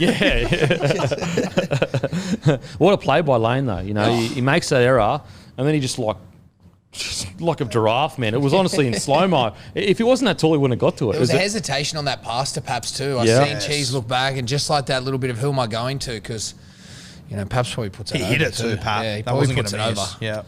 Gutho, again, solid. Paolo, I think the way you say it, the commentator started saying Paolo. So I think that's the way, I think Paolo has reached, Junior has reached out. Oh, yeah, not and Paulo. said, it's Paolo, not Paulo. Yep. Pretty sure. So apologies if I get that wrong. Paolo. Papali'i is a fucking beast. He is just a big, scary boy. Great, just a fantastic game. great win. I think that outside backs for the Eels probably could have did a little bit more. I thought they were a little bit quiet. Like you look at their numbers, Bailey Simonson, 42 metres, Opacek, 71, Penasini, 67, and Wanga Blake, 99. Probably need a bit more. It's one of my concerns, I think, going from having who they had with, Fergo and... Sivo. Yeah, so... When's he back? When's Sivo back? Mid-season. Mid-season? Like Wanga Blake, I thought I was impressed with him early, but then all those drop balls and errors, that makes it hard as well. And then, Simonson, Opacek, I just worry. I feel like it was a massive thing for them, their ability, their back five to get out of trouble and out of their own end. So maybe a little gap, but we'll see how that plays out the next couple of weeks. Well, Eels are pretty aggressive in the market right now for an outside back. They went as Asako. I think that you'll probably find, like, for example, if I'm Eels, I'm going to Talon May and, like, trying to get him on board ASAP. Down the road, for I sure. think the Eels actually have quite a bit of money in their cap too, which is really good. I just, again, congrats. Exciting times for them if Absolutely. they get that recruitment right. And the admin, you've got a fair play to them. Obviously, losing Reid Marnie is a massive loss. I think he's been really good. But right now, they've got a great side with a bunch of salary cap space to go into the market next year. So you got to give the raps to them. Got to give the raps to them. Onto the Storm. I want to give raps to Ryan Papenhuyzen because it's kind of like flown under the radar. Big game. He had the match-winning field goal against the Rabbitohs, but Latrell's massive boot obviously overshadowed that. But he actually had the match equalising try on the weekend as well. That was a good try too. It was a great try. How good was that? It was a great try. Brian Smith goes through the line. They're all the boys are supporting. Munster's there. We spoke about it a few weeks ago. Munster a year ago is not making that. Physically he's not quick enough to get there. He's looking so good. And then Pappy, obviously, I mean, that's 2 weekends in a row he has been there at the death to make a big play. Big game player. He's genuinely moving into that conversation around, if you get the ball to him or thereabouts, he's going to decide a game. Like that's where it's at. If not with the boot, he'll find a way to score a try. So I thought his impact was huge. And, mate, he's literally a jockey. So he gets around. He gets through so much work, has such an impact on the game. So he's massive for them. Yeah, that's why he was in my team of the week. He was a gun. Yeah, he's playing some really, really good footy. Who impressed you for the Storm? We spoke about it last week, and I thought Nelson was great. But if you can just get those 1 or 2 errors out, God, it's going to make a difference for Melbourne. Thoughts on that head high? We're going to see it, bro. Thoughts on that head high? That was tough. Head high was very lucky to get away with. Oh He's my so God. lucky, bro. He only got a fine too. Yeah, that's going to come up. He's going to wear the brunt of that for weeks because he's going to be made reference to so many times. But I don't. You know what puts it into context? Those two are having a running battle, right? So they're clearly going off at each other. Yeah. And then not long later, he comes through. It's like, oh, bro. So just for comparison, he got a grade 1 careless high tackle, and Jaden Stewart got a grade 2. Yeah, there's already blow-ups about that. And wait till the next one. Wait till the next grade 2 or grade 1. Look, It's going to be big I love Big Nelson, but I actually think that was worse than the Sewell one because it was back of the head, swinging arm. And they were having that running battle. So you're kind of thinking, like, is he going after him? Yeah. So, look, hey, you know what? You win some, you lose some, bro. You got to it. But if I'm a Dragons fan, I am filthy. And it's same, Makatoa, also lucky not to get sent off as well. Also lucky not to get sent off. But I did love the little I love the battle. Mate, so good. When Nelson was patting his head and then he came back, got in his face. Nick Meaney was a gun on the wing. That was a great feeling for him. I thought he did a great job. That was a beaut. What about that Munster kick for Meaney? Oh, mate. And legit, he can do that. I'm telling you right now. Off the cuff, bang, picks it up off the floor, looks up, pinpoint kick. Nails it. Ridiculous. Nails it. Like, there's no time to think about it. Boom, boom. Meaney good for chasing. I thought Olam was really good. Yeah. Really good. He's the man. Takes such tough carries, man. Such tough carries. He's just a freak. Look, Storm, it's right there. I feel like it's just out of reach that when they click, we'll see. Because you see moments of it when Pappy, Munster, Hughes, and Smith like all link up. All of a sudden, they just it just explodes team apart. And I think that it's going to take a few more weeks, but eventually they'll click, and I think they're going to go on a run. Well, they've had a lot of changes in their squad early in this season. Like it's been a different 13 every single week, whether it's the spine missing or front rowers dropping out or whatever it is. Jesse Bromwich had COVID week 1. Welsh got injured then. Brandon Smith has been injured. Like there's been a lot of chopping and changing, and as much as they might have lost on the weekend, they didn't play poorly. Who they got next week, bro? I'm not we sure. spoke about that. They I just want to see the next game with. No, not Warriors. I want to see Cheese and Harry. Doggies. I want to see Cheese and Harry getting in there together. That's what I want to see. Yeah, I mean, because that's like Harry's when Brandon broke the line to tear that game apart, like that was unreal. But they both got those capabilities. Let's have them both on the field. So they go Canterbury, Canberra, Cronulla. Jeez, that Cronulla game will be a cracker. Yeah, won't it? And the Cronulla Storm is, notoriously big game. Just quietly though, Tigers are paying $4 against the Titans. That's a value. Short turnaround, no Hastings, no Stefano. No, they can't. I'm not. The Titans. You don't know what, like the Titans. They're going to score points though. They're going to. Where's the game? It's at Gold Coast. But you telling me that's not good value? $4 the Titans. I couldn't. Wow. I don't reckon they can get it done. Tough gig. Did you see the Titans second half? Yeah, I know. But did you see their first? Heckers. Man, Tigers are way off without Hastings. Mate, I think the Titans are so unpredictable that they've got such good attack. Anyway, we'll get into the Titans. Wow, you don't think that's good? Let us know in the comment section. Tigers $4 against the Titans. If you think that's good value. While you're on next week, I just want to point out Friday night footy is one of the best. Like you'll see Sharks Knights followed by a grand final rematch. Oh wow! Rabbitohs paying $3.10. Fuck. Isn't that Sharks Knights a classic game that they would have scheduled 6 months ago? Thinking that it's going to be an absolute dog shit. Yeah. But it's a massive clash. Massive clash. You could even argue it's one of the best games that are around. Yeah. Okay. Well, let us know in the comment section if you... the winner last year... the winner last week of the case was Cameron Townsend. Yeah, that's it. Cameron Townsend won the case. Actually, we'll do it again. You put in your team of the week, and we'll give a free case away to one person's team of the week. So in the comment section, not in the chat, in the comment section. If you're listening to this on audio, go to our YouTube. It's Bloke and a Bar YouTube. Subscribe. You must subscribe to be able to get the case. And then just put your team of the week in the comment section, and we will choose a winner. Each week, we're going to give away a case of beer. So, all you got to do is put in your team, subscribe, boom, you might get a case of beer. How good. Players can play out of position as well. Players can play out of position this week alone because these dogs started putting forwards everywhere. Fucking hell. Have some integrity, boys. Now, back to the game. Yeah, Storm, I think when it clicks well. And I think there's going to be a run in them. I don't know when it's going to happen. I'm feeling a run is going to click together for them. Now, on to the Raiders versus Titans. The Raiders equal one of their greatest comebacks ever. The takeaways, actually, I'll get your guys' takeaways first. Sandor, what were your takeaway on this match?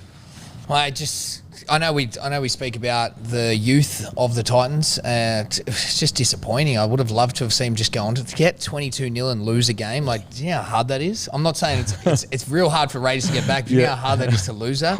And I know I remember looking up and like, as a Raider, like you go in there to Ricky, nearly 22-0 down, and just like, fuck, it's a morgue in there. Yeah. You know what I mean? So for them to come back and react the way they did with some strong performances from a couple of key outside backs, a couple of young fellas, it was good. I will leave the game more disappointed for the Titans.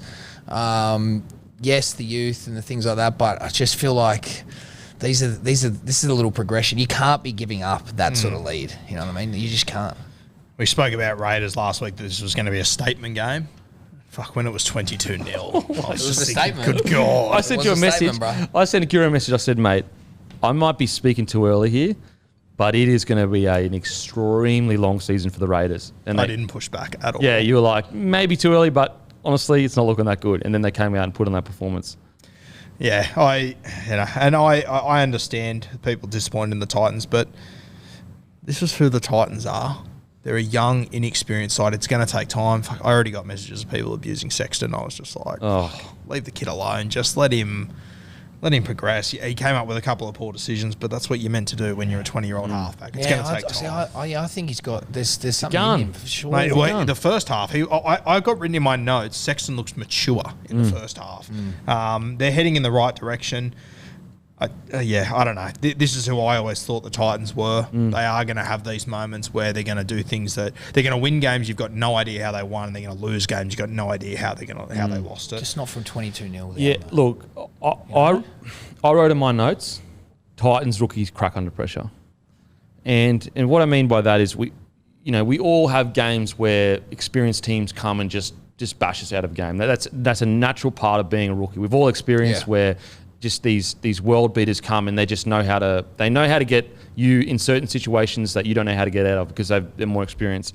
If I had any advice for a guy like Sexton, and obviously I'm not a half, but as a footy player, when you are in a situation where you're under the pump and you feel the urge to make a big play, that's what they want you to think. Yes. And so what happened is you were under the pump and you thought you needed to throw a cutout ball. And so you've just done exactly what they want. And so I think, and he's not going to watch this, but I guess just for fans or whatever, I'm assuming his coach is going to sit him down and go, the moment you get that urge to need to do a big play when the scoreboard is in your favour, or at least you're ahead, squash it. You don't need to do that big play. That's a great point. And you are actually playing into their hands. They have created an environment in which you think you need to make that play. And the perfect example of that is Panthers versus Rabbitohs. So it's not just rookies that it happens to, but the Panthers put Cody Walker in a situation where he felt he needed to throw that long ball to win the game. And the Panthers were basically saying to the Rabbitohs, we dare you to go for 80 minutes because we are willing to go for 80 minutes. And I think with the Titans, and don't get me wrong, Cody Walker has nailed that pass a million times, but the Panthers were clearly ready for it. They were ready for that big play. And so what I would look at the Titans, I would say they just have to be willing to sit down and go, if someone wants to play chicken with us and go 80 minutes of grind, we need to be willing to do that. And I think right now they aren't willing to go 80 minutes, tit for tat, win by 2 points. And I think that's hurting them. For sure. And, just on Sexton before we move off him, I thought it was really interesting. Benji spoke after the game and his quote was, I didn't learn how to close out a game until I was about 30. Yeah, 100%. And that's the reality of rugby league. It's hard. You have these exceptions that come along like Nathan Cleary, those sort of guys that we try to use as the example. It's bloody tough. Mate, Cleary was getting bagged when he was playing Origin, saying he did fuck all and he didn't 100%. contribute anything. So even and when you Cleary, don't have other players to lean on, like Sexton, he doesn't have other experienced players to take that sort of game management on. But I like your point. I think it's great. Definitely when you get that urge, try and harbour it, it's because wrong. the last thing they want is you to get good field position, kick pressure, another set, you're in the arm wrestle, take the edge off, potentially a high risk play, boom. Yep, they played like it was almost a masterclass by the Raiders and Wighton with his experience going, I've been in this situation before, all I need to do, and you saw it. First, what happens when the Raiders come out? They come out, Wighton gets the ball in the fourth, boots it downfield, and they sprint up the field, they tackle him in goal. Sets the tone. Whereas like the Titans were under pressure and they didn't kick the ball in the fourth tackle, they went for a huge cutout pass, and that's just the difference of experience. And this is a natural progression for Sexton. Every single great half has had a moment as a rookie where they've tried to make the big play. Because if it comes off, we're all saying incredible, what a great play. But I think that the Titans just need to find that balance of willing to get in the grind. Because the issue I have with the Titans is that this isn't a Sexton issue. This is a Titans issue that has been happening for probably 24 months now, at least since Holbrook's gotten there, because he's such an attacking coach. So I just think really disappointing with Titans. They need to be willing to get in the grind and not be like, we just want to score a bunch of points, win the game fun. We need to go through our sets, get to our kick. We may lose field position for the next 30 minutes, but we're not going to be the ones to break. We're not going to be the ones to go for that crazy play. Outside of that, though, if you just look at the first half, the Titans looked incredible. Yep. Yeah. Incredible. Okay, game of two halves. You watch it, you go down. Man. What did you say? The fucking aliens come down and watch the Titans in the first half. They're fucking going, yes. Just on the first half, it'd be unfair not to bring this up, but with 2 minutes to go, the refs only gave him 4 tackles after Tino's try off the kickoff, and then he had to kick, in worse off field position, and then Valame scored the next set.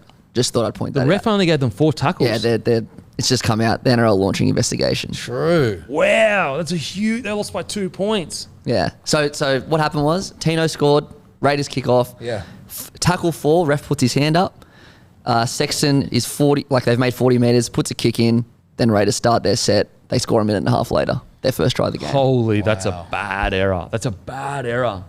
Because that is something that could be 2 points. It's a try. No try before It's a half-time. try. Game Just changer. before half time. They have an extra. Wow, that's a bad call.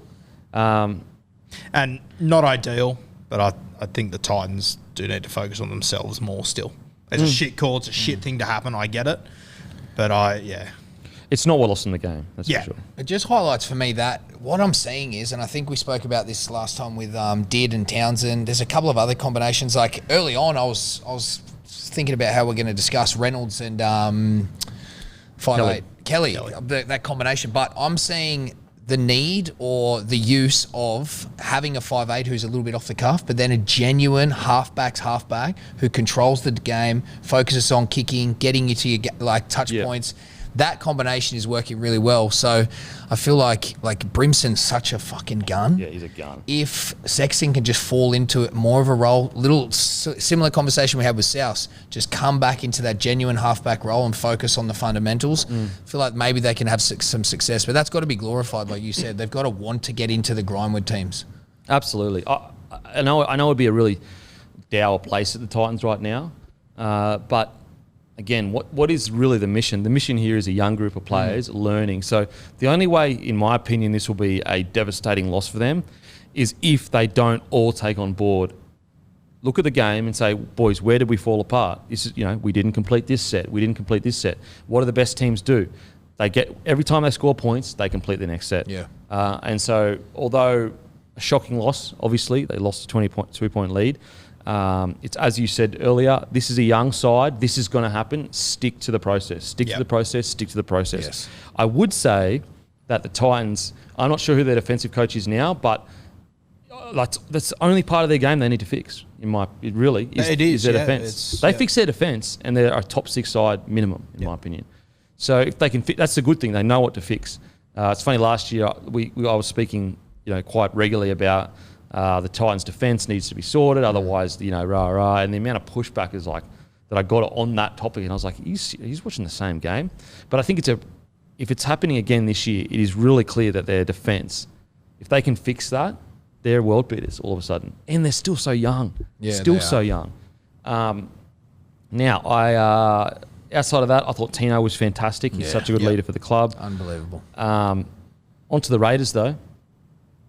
Wow, what a comeback. Again, game of two halves. You look at the first half, Titans, incredible. Look at the second half, Raiders, incredible. I thought that hit on Bro. Oh, wow. Holy shit. Bro, his pants came off. His pants, have you ever seen someone's pants get hit off? Jesus. He had to be wearing pink pants too. Gets absolutely pizzled. Good old Brimo got up, had a laugh about it, put it in his story, which is great. Look, I just think that this was a game where Wighton I thought was fantastic. I thought Starling was really good. I really like Schneider. I think Schneider and Sexton are two of the really good halves coming through. I thought Schneider had some really good touches. He had 2 try assists. Pretty impressive in a game. You're 22-0 down. You need to find a win, and he gets the job done like that. But for me, it was the Wighton show. He really put them on their back and got the job done. Man. He's so good. He's such a Ricky player. You know what I mean? Yeah. That's something Ricky would do. Just come out angry, aggressive, kick chase, tackle hard, run hard, all that kind of stuff. What impressed you, Guru, for the Raiders? And I thought Jordan Rapana, the role that he's playing. I said on Instagram this week, if I'm playing the Raiders and I know Rapana's just going to stay on his wing, I'm stoked. Yeah. Knowing that he's going to come through the middle and do what he's doing. And you could see... It's almost annoying. Mate, it's punishing. Yeah. Because he'll palm off 4 blokes. He'll go sideways. He'll go nowhere. But you have to chase him. Yes. Yeah. You have to chase him. And then he goes down. And then Jack just goes, beautiful. This is me now. And then Starling goes. And then all of a sudden... You've missed Jordan Rapana, 4 times in 6 metres. He hasn't gone anywhere, but now they've made 30 metres on the next 3 plays. He's just... I love what Rapana was doing. In the first half, he dropped another one that probably should have been a try, and you just stand there and go, why on earth is the right winger standing under the sticks a metre out? But that's... Yeah. But you say that because it's not orthodox. Yep. But when you've got it there, it's a pain in the ass to deal with. I think it'll be interesting... And I said it a few weeks ago, Schneider, I really like him. I think he's going to get better as we go on. Now that they've lost Hodgson, I don't know if Starling's going to be an 80-minute guy. Is there a world where Fogarty returns at 9? Well, we spoke about this. Remember we were saying maybe Fogarty could be a 9? We were speaking about the Titans last year. But we were saying that he does have the build to play 9. He's quite stocky, quite strong. Yeah. No, I agree. I like that. You could sort of move him to 13 once Starling comes onto the field like that we're doing with Josh Hodgson, because I think Schneider...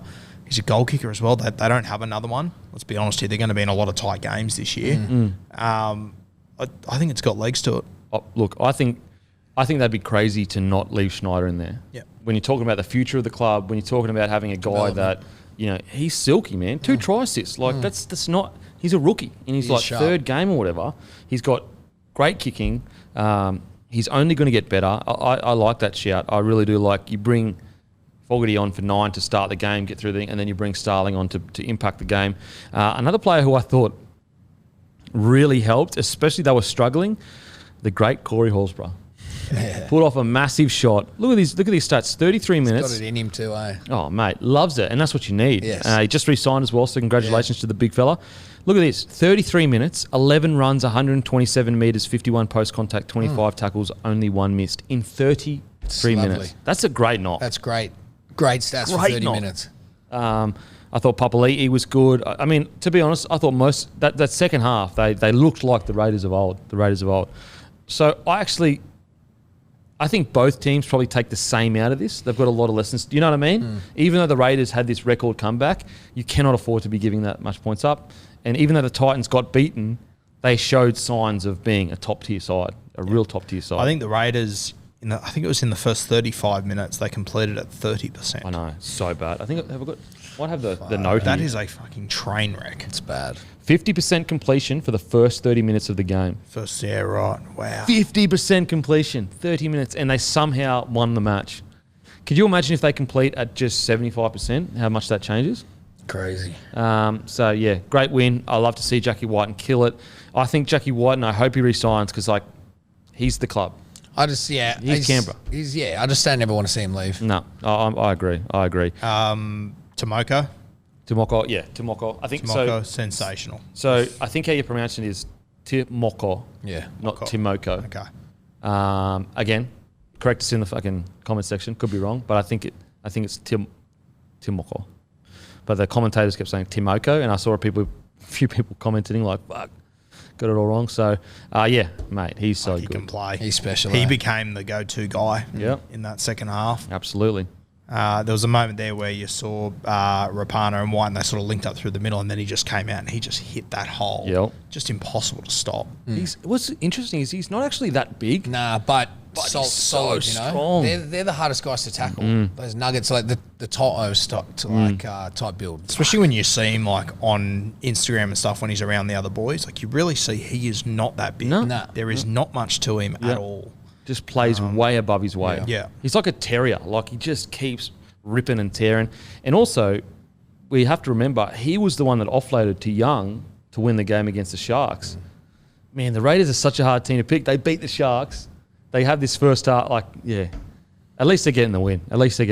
I think any team with Wighton going really well and with Schneider laying the platform, I think they might have a fair crack at the top 8 this year. Yeah. And I that's hope so. What I love about this year's comp is there's a bunch of teams that you could go, I think they're going to have a crack at the top 8. So, yeah, I think not negative signs for either side. Obviously negative signs in the halves, but overall you can take a lot of positives out of that game for both sides. Now, on to the next game, Broncos v Cowboys. Yikes. You want to kick us off? Or? Fuck. Go on, mate. Look. The way you lose is more important than the way you win. Yes. And my concern is not the fact that we lost, it's how we lost. It was like the Broncos that we've seen the last 2 or 3 years. They kept themselves in the game for a long period, but then they just completely fell apart. Really, really concerned with Starks and Cobbo. Got a crazy stat that, it's really... Stags and Cobbo had 7 errors combined. That's more than the entire team combined. The rest of the team's total was 4. And I reckon if you did that same start against South, it would have been exactly the same. And so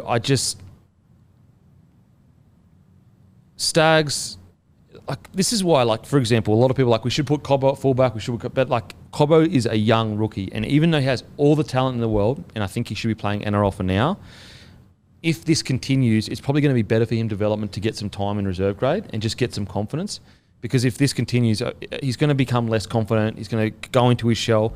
On top of that, if you've got a guy like Staggs and Cobbo on the same edge, plus I think Kelly's on their edge. Oh no, Reynolds is on their edge defending. But that's a whole new combination. But you can't afford to have two players next to each other that tend to have errors or two in them. Staggs said before the game that he was going to go searching for it. Now, I'm not sure whether it's Kevy Walters or Staggs, but whatever the decision is, he has to have more than 3 runs in the first 60 or so minutes, especially when you look to his opposing centre, who's on far less of a contract, getting through tons of work and playing fantastic. Herbie has been one of our best. Unreal. And so with Staggs, when you're on the big contract and you are a star player, you have to go looking for the ball and you have to have at least 15 runs a game. You look at his opposing, Holmes on the other side, went looking for the ball. So I think Stagg needs to be, a bit honest with himself. And because the concern is if Stagg keeps doing this, there may be a world where he does get moved. He gets dropped maybe. I think it's a real possibility. Because I don't think it'd be a terrible thing for him. Yeah. It may be the best thing for him. Yeah.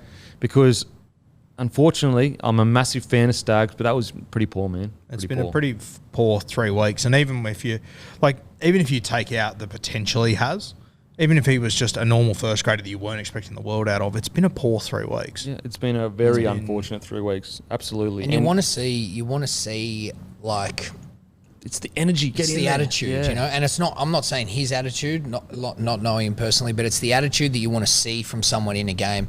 I just get that. Now, I also worry, as you would know, being a winger playing with a centre that you don't really know what you're going to get. I feel like that's having an effect on Cobbo and going to continue to have an effect. His confidence looks shot. This is a big man that was just getting in poor positions, getting dominated essentially. So with Staggs, you just want to be like, if we're going to judge him over the next couple of weeks, in reflection to what you guys said, you just want to see an attitude shift. You want to see him involved because he's a feared centre. I know if you're coming up against Staggs, and for Holmes and not a centre, not a big guy, not a dominating force, to come in and just like bath it it's crazy to see. Like, that should have been a way different battle in that game. But yeah, hopefully, because he's an integral part of that team. When you're on a big contract, you sign this deal that you got the deal that you wanted. I would rather Staggs not have the big plays and make 15 runs a game. It's just the message that you're sending that you're not willing to come in and do 15 hit-ups or at least 10, but like 3.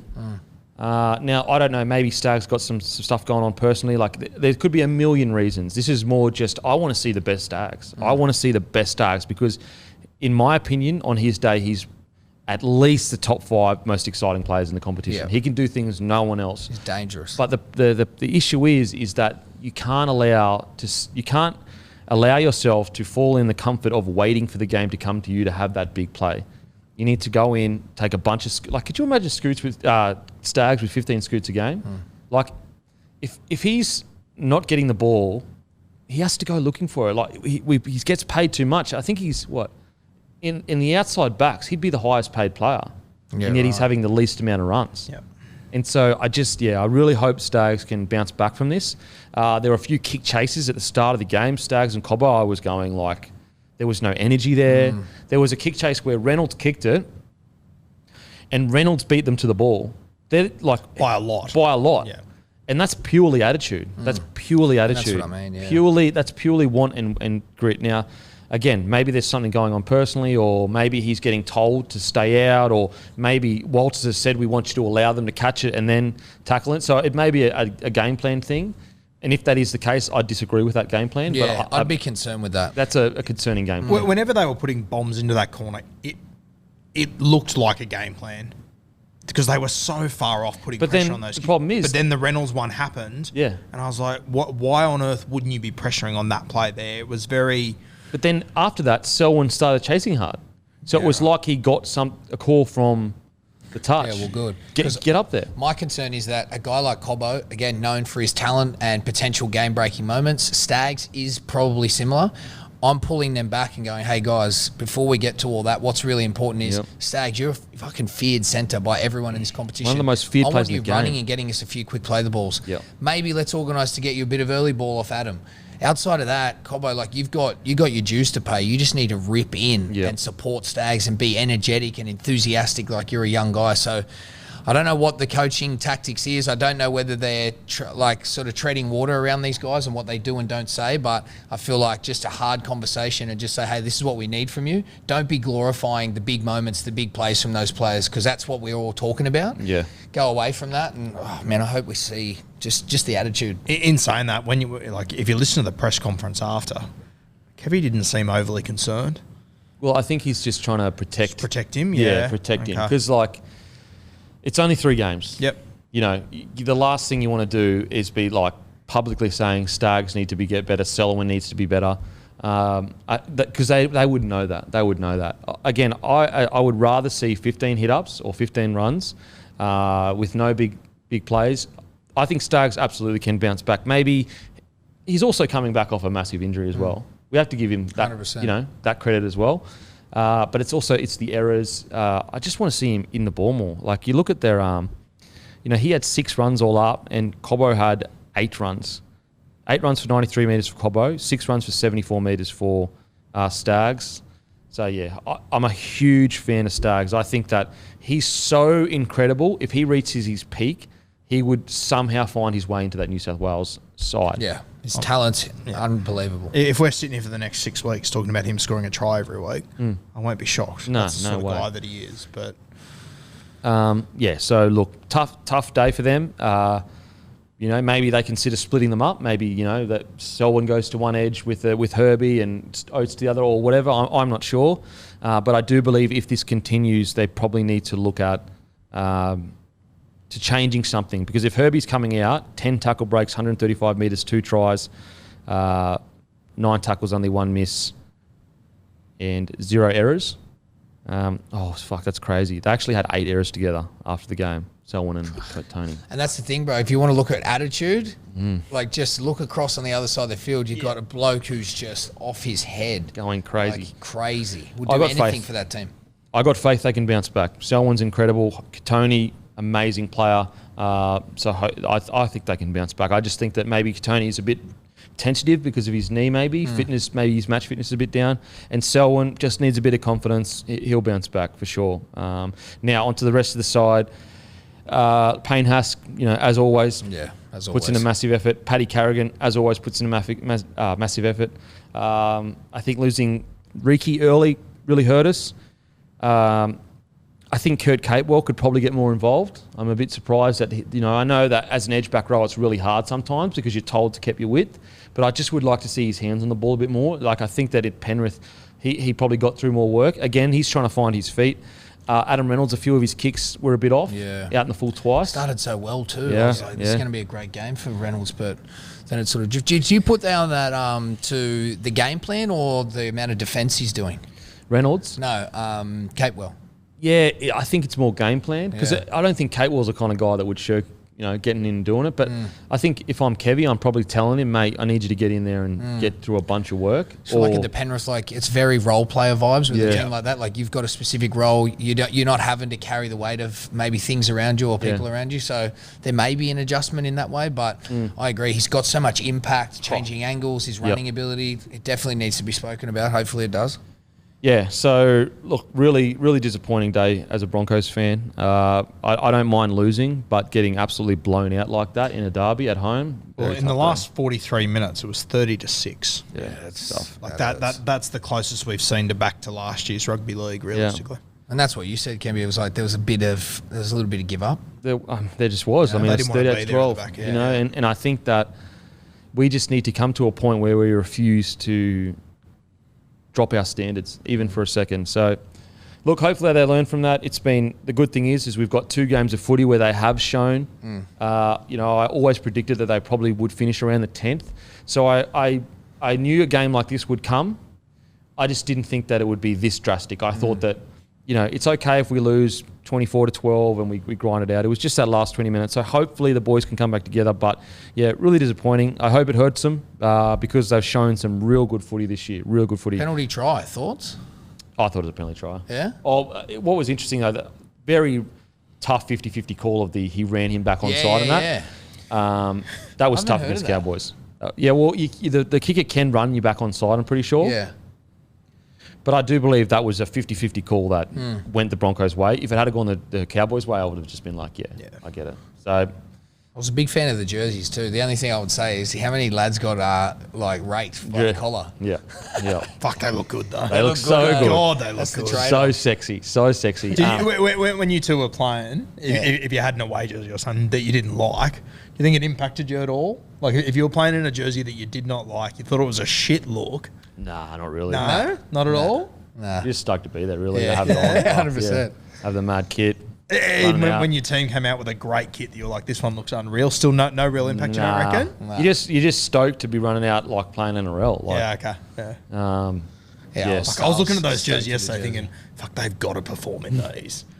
Like, they just looked unreal. Yeah, like, they look especially when so you good. build that The history collar grab's a into the legit jersey. thing though. Fuck Yeah. that off. Yeah, gotta it is go. a legit thing. They look fucking so sexy though. I was wearing medium mid-rifters back when I was first playing. when grabbing shit. Now, on to the Cowboys. What an incredible performance. Yeah. What an incredible Holmes back to his, we're talking vintage Holmes. It was unbeat. Tommy Dearden. Think about the journey of this bloke. He is touted as the next big thing at the Broncos. He's brought through in a period where the Broncos were lost at sea. You could argue he was treated really poorly. You could argue that the Broncos probably didn't take care of him the way they should have taken care of a young half, maybe put too much pressure on him. There was also reports that they hadn't even offered him a contract to re-sign him, and that's why he went to the Cowboys. This is what Dearden's manager said. Now, take it with a grain of salt, you don't know. But he came out and said that he actually wanted to say, but he didn't get an offer from the Broncos. The Broncos, the implication was that we would have offered, we just needed more time. That was what I read at the time. Anyway, so his confidence gets decimated at the Broncos, absolutely decimated. Goes up to the Cowboys, has those lingering effects, also struggles that the whole year that he's up there to a point where I was like, why are the Cowboys playing him? Just get him back in reserve grade, get him some confidence. He's been through so much. To come back to his own club in a derby, 3 try, assisted try, 68 running metres, 14 tackles, 2 tackle breaks, a line break, 2 line break assists, 1 offload, 0 errors. What a journey. All effort, unreal. Yeah, and I think you got to put a lot of this down to the influence that Chad's having on him too. Massive. Absolutely. Yeah, you can see their combination is just, my biggest worry of the entire preseason was that they were too similar. I think you said it last week. It's their greatest strength. Yeah. Yeah, and it's sort of showing their differences as well. Like he's a very big effort player, Yeah. He's got I see him, he's got so much upside. I know JT was giving him big raps, but he's got a little bit in him. He gets around the game based purely on effort. He's got the skills, but I feel like there is starting to see that subtle differences between him and Townsend and how they can work together. But I love the effort, great attitude all the time. So that was a great game for him. I can't see a world where Drinkwater gets into this side Right now, apart from yeah. injury. Not right now, bro. Which is crazy to think. And then hats off to Peyton. Yeah. Honestly, all last year I was like, I don't get what he's trying to do. I can't see the vision that he has. I'm not seeing where is the direction, where is he trying to get at? But we often say, if you're building for next year, keep the rookies in so they can learn. And so it was actually a masterstroke to keep Tommy Dearden in the side last year when they were struggling, because now look at what they've got with, Dearden playing so well. The recruitment of Chad Townsend, the amount of people that talk shit about Townsend when this happened, it's been a masterstroke by Toddy Payton. This is he's not going to get the highlight reel as Chad Townsend. He's not going to get all the raps as this crazy half. But if you want to look at a half and what they need to do to win a derby when it comes to all the 1%ers, look at how Townsend played. Guess how much he kicked for? How many metres he kicked for? 632 metres. It's invaluable, that stuff. And you can't, that's not, those metrics aren't the ones that are going to be measured or glorified. But that's what we're talking. How many times have we reviewed games now and we're like, if we just had someone who could focus on the game management, kicking, getting to position, culturally we know what he adds there. Yep. He's a stand-up bloke. So masterstroke, as you said, just bring someone in, experienced head who doesn't have the X factor, like a Drinkwater. You know what you're going to get from him, but we need someone who can offer stability for the Cowboys, and that's clearly what Payton wanted, and it was a fucking great move. A good little play by Toddy during the week. I think Matty can do all for us, but slipping in that quote about how he had Reynolds and he chose Townsend over him. Townsend. Yeah. That was he's learning, definitely learning. Payton. Another interesting thing, just to go back to the Sexton situation. So the game was in the balance pretty much for 60 minutes, Broncos versus Cowboys. But Chad Townsend was relentless. Like, he was just so relentless in, like, complete. They completed at 91%. He kicked for 600 metres. And guess what? All the points came in the last 20 minutes. And that's what playing that chicken game with a team is. It's going, we will grind you. And the points, eventually, someone's going to break. And the Broncos broke. And look what happened. They scored, like, 20 points in fucking 20 minutes pretty much. 91% completion rate. Like, if you wanted a blueprint of how to play a derby with a side that has some good players in it but isn't like top tier, that's it. 91% completion, 600 kicking metres. Cowboys look great. They look really, really good. They did. What about our boy? I know we spoke about him last year, but I didn't think he'd go this fucking well. Nanai. Bruh. Holy shit. Wow. He's so good. He is so good. He's got everything. Footwork, can ball play, can catch. And he's off contract. Off contract too. What are you paying for him? Oh, well, just before we get to that, and shout out to him. Last week in defence, he was awful. Oh, yeah. He really he went from 11 missed tackles last week to 2 this week. Yeah, he was so bad. As much as there was the 3 tries, which was incredible, no doubt about it, the tough stuff as well, he didn't ignore that sort of shit. He rolled his sleeves up, and it's a good reward for him. Might be one for random stats guy, but last time you saw a second rower score 3 tries off kicks in a game. Wow, true. I mean, he used to be really good at that. I'm trying to think. He used to get pinpointed for that.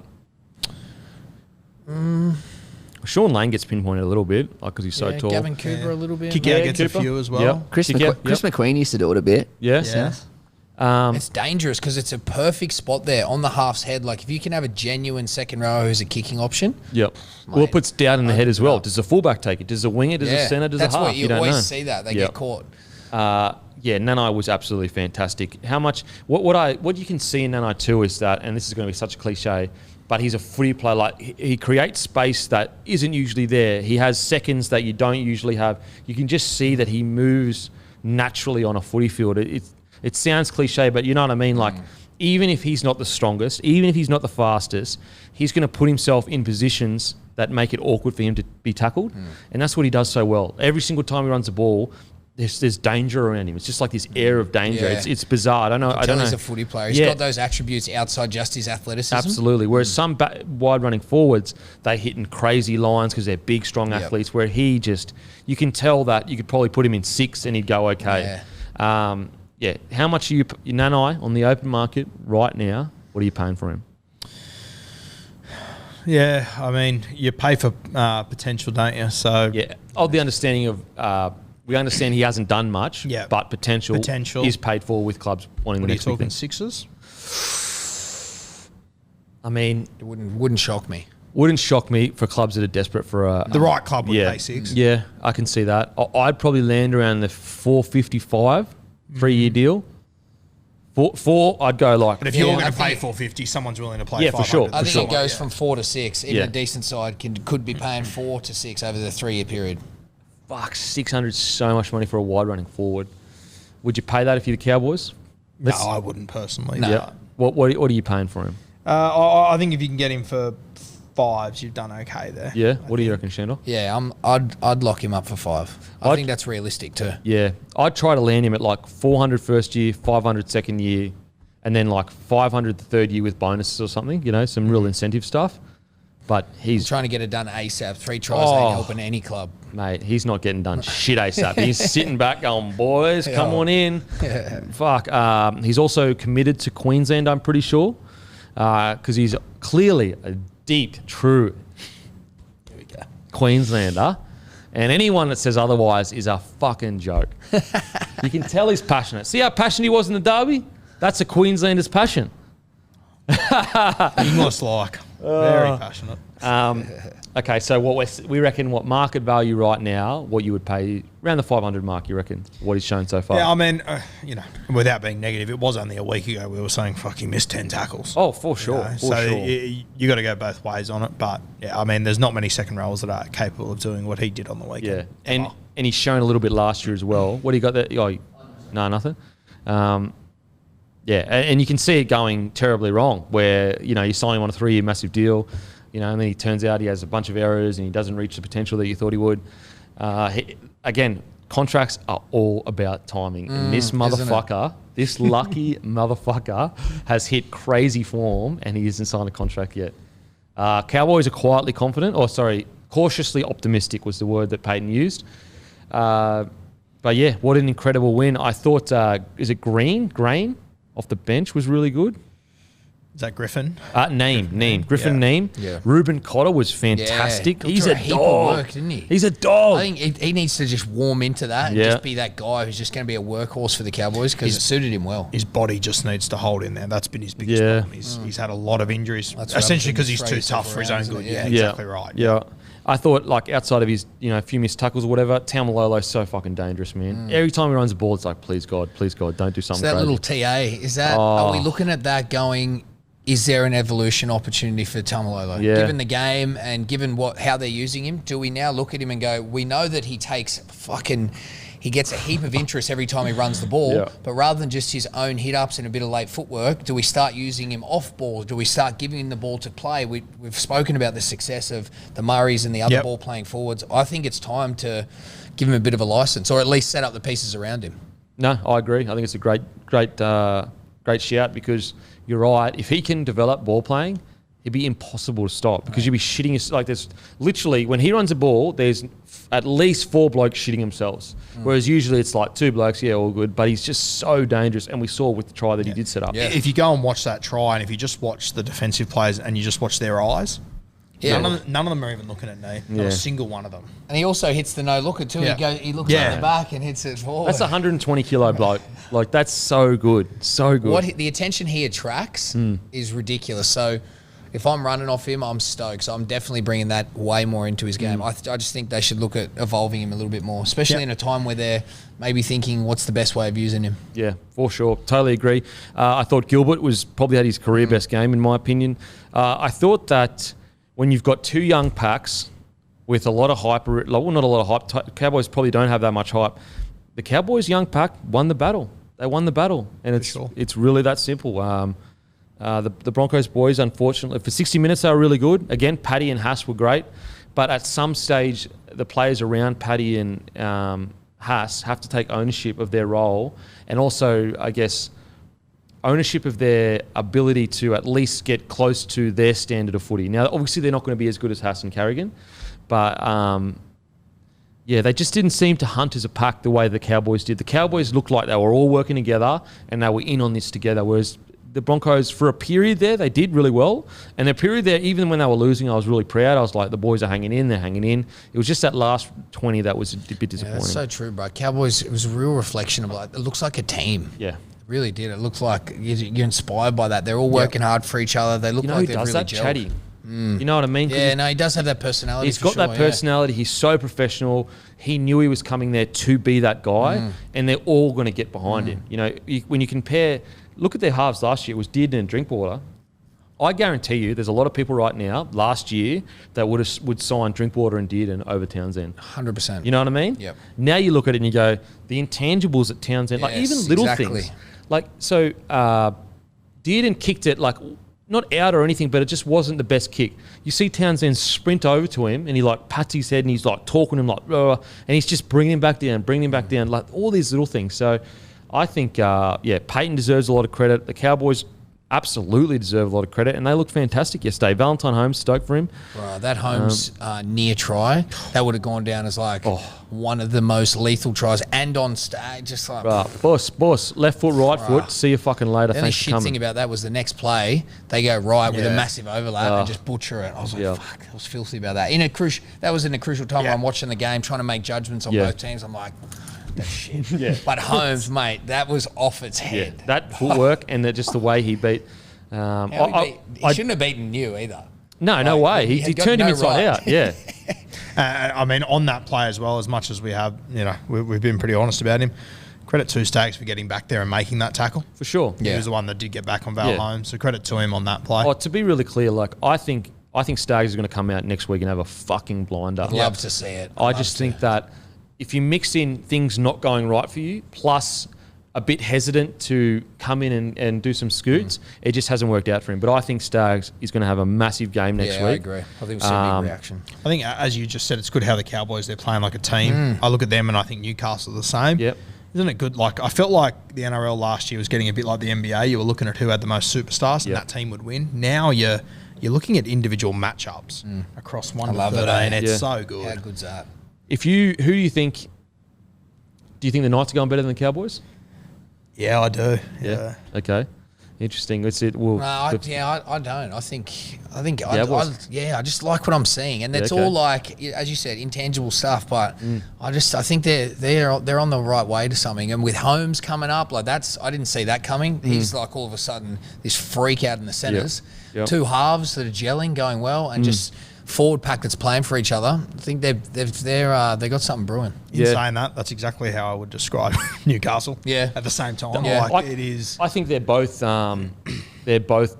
looking like the biggest movers this year. For sure. I want to see the KP injection. I want to see what the effects, exciting. positive, negative, whatever it is. Rowers back into it. That's why I lean to Newcastle. And Brayley as well. Brayley. They've got a lot more to gain still. Yeah. But, you look at a guy like Townsend, he's got a lot more experience at that 7 role, won a premiership. Yeah, interesting, really interesting. Great. So massive congratulations to Cowboys. Yes. Broncos, I believe they'll bounce back. Very disappointing afternoon, but for 60 minutes, they look good. And I think Staggs is going to come out. I'm back in Staggs man of the match next week. Back in Staggs man of the match. I think he's a fighter. He's a fighter. He'll fucking bounce back for sure. And Reynolds, if a couple of kicks stay in and all that kind of stuff, we might be talking about a different kind of game. So I've got faith in the boys. The boys will bounce back. Well, the boys will bounce back. Now, the last game of the round. 13-12, Sea Eagles against Doggies. Torrential rain. Tough game. Tough game. Credit to DCE. He's probably the best field goal kicker in the comp. He just nails them nearly every single time. Very rarely do you see him miss them. And although sometimes I feel like he's too hands-on and he needs to release a little bit, like, for example, the try they scored with Foran, I thought that it's really good to see Foran taking that ownership and doing that. Yeah, I thought there was a marked stand-up improvement for him. At the end of the day, in the clutch kind of situations when it comes to just field goals specifically, not, I'm not talking big games, DC always delivers, man. Always delivers. Ugly but effective. Yeah. Always. Look, this was not... I don't think there's actually that much to come out of this game for the Bulldogs. We knew they were tough. We knew they were gritty. Manly, great to get the win, but still nowhere near where they should be as a team right now, in my opinion. Yeah, I thought they looked more like the Manly we saw last year. I just thought the conditions made it tough, but still they're not where they should be. Not for they were a premiership threat. I love Trbojević's performance. It was such a gritty, such a part of his game that often gets overlooked. But he got those 200 metres just from one-out hit-ups. Yeah. And when we talk about some players with all the talent and we're saying, look, we just need you to get more work, look to Trbojević. He just took that game and said, I need to do something to make a change here. Wasn't pretty, wasn't glamorous. Trying so hard. And yet, boom. If he doesn't make that great hit-up, DC doesn't have the same time to make that field goal. I think he's such an incredible player, Tom Trbojević, too. He finds different ways to get involved. It's crazy. And it might be the sort of win Manly needed, just to actually get Well, look at last year. The exact same thing happened. They haven't had a game where they've had to get into the trenches like that and win ugly in, 2 years, realistically? Yeah. And it's a bit of a two-part thing with that Trbojević. I was watching his movements, where he is, what he's doing, and credit to him. He just rolled up the sleeves. And you think about, we've spoken about today, having some of those teams have a player like that who just goes, follow me, how advantageous that would be to some of those teams. But to see him do that, but I also seen him getting involved a lot in poorly effects and just the introduction, him going to first receiver. I know he was trying to do his best, but really, I look at it as just an unorganised, unstructured Manly. I just don't understand. At no point did I really see a set play or a variation. I was like, oh yeah, right, that looks. It was either hit ups. Outside of the foreign try. Out of that, it was either hit ups or Trbojević would get involved. The amount of times they ran a pretty similar play with no effect. I feel like second row is a missing link for Manly as well. I just don't feel like they're having the impact with the players and connection with Foran. Vintage Foran, he needs a second rower. He needs someone who's going to punch lines. You need someone to take the heat off so Trbojevic can come around. But that block play they ran consistently, Aaron Chop was just doing his job. I thought Chop was really good. He did a number. He did really well, and he got tested heaps. Look, I think Olakau'atu's been really good, but they definitely miss Schuster. So Schuster's so creative on the edge there. And he actually sometimes plays a bit of footy, like as in ball plays a little bit, which just kind of like Wade Graham when he plays a bit of footy. I'm still concerned about, I agree with you, like there's just something missing with Manly. Like, they don't look like the same fluid machine that they looked like last year. I still think that they need to work with some plays around the ruck, just to mix things up a little bit so defences don't become too predictable. And that's what's crazy is like a lot of Tom Trbojevic just taking hit-ups pretty much. It was around the ruck and it got them the win. So, really interesting game, eh? Like, because it's hard. They got the win. That's all you could ask for in torrential rain. But at the same time, they didn't set the world alight, you know? What about Canterbury's halves? We saw Avarillo was dropped for this game. We saw Wakeham come in at 7. I thought he scored one of probably the luckier tries to start the game. Yep. You make your own luck, but I think he was he was a bit of a shining light for them. I thought he was. I thought they looked like they had more direction, which is sort of what we've been saying for a long time. Just get a half back in there, whether it's Wakeham, whether it's Flanagan, whatever it might be. I feel sorry for Avarillo though, because replay on what we've been saying for 3 months now. Hit replay ad nauseum. He's been forced into that 7 position and now he gets like dropped. It's just like out of the team altogether. Yeah, like not even moved to 14. And it's not his attitude, you know, like it's not. Yeah. So it's kind of like, bro, like I don't know, like what message does that send? He's been forced into that 7 role. He's not a 7, and he isn't really even given an opportunity to, you know, move to, you know, maybe even put him like on the sting even, or at 14. Who was there 14? Mate, you watched him in the trials. It was Beyond Iodo, and in the trials it looked like he was the next choice at 7. So Wakeham's gone back and played 2 games of reserve grade and has apparently done enough to jump in front of Beyond Iodo and Avarillo. It just doesn't. And look, once again, I thought they did look better with him, but like, you got to feel for Avarillo. He's got to be shattered. Yeah, absolutely. And it's the whole.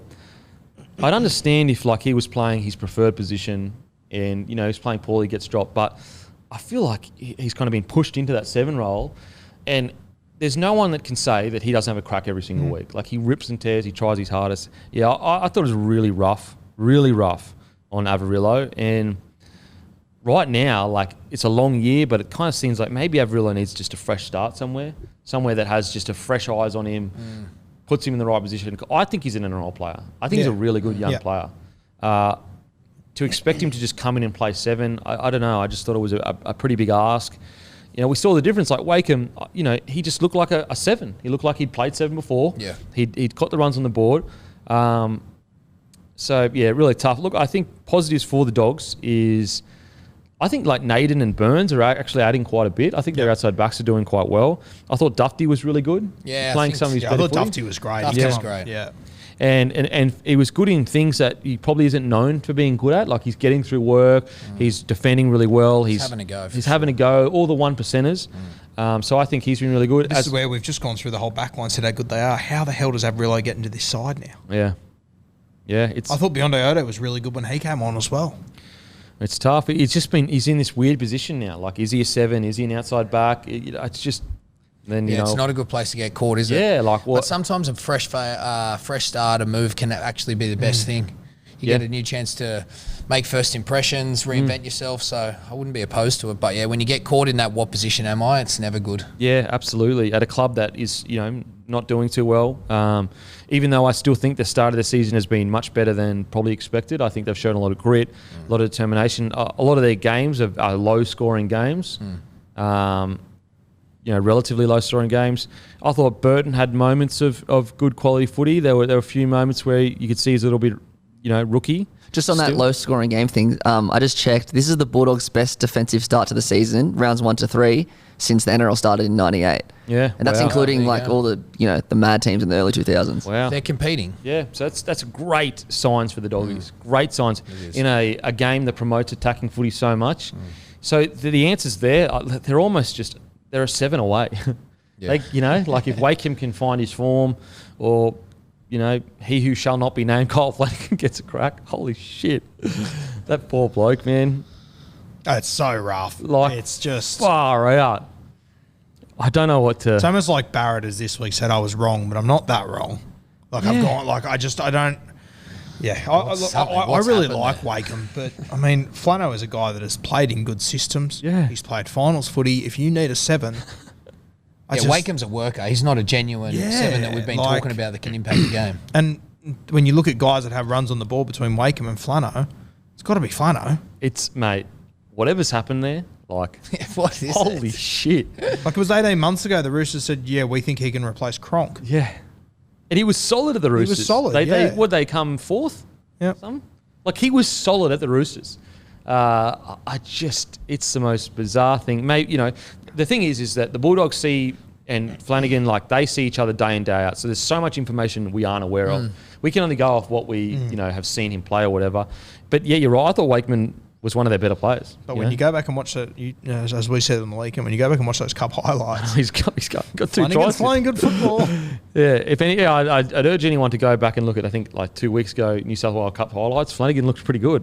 But who knows? I'm sure there's Bulldog fans that have watched more New South Wales Cup games, so they've got a better understanding. Again, to have the best defensive start to the year, I think that's positive signs for the Doggies. They've just got to sort the attack out. Just got to sort the attack out. I thought... and I would also say with the attack, they have played a lot of games in the wet so far. True. Round 1 was torrential. Round 3, I can't remember who they played in round 2 off the top of my head, but I mean, that makes it tough when you are trying to work out new combinations and everything. Yeah. Oh, for sure. Tavita Pangai Jr. on the 82 metres. You just with Tavita, you just really want those big performances week in, week out, or at least like close to them. I thought Paul Vaughan was pretty good. Yeah, he was great. He was. I thought he had a red hot crack. Got to a lot of work.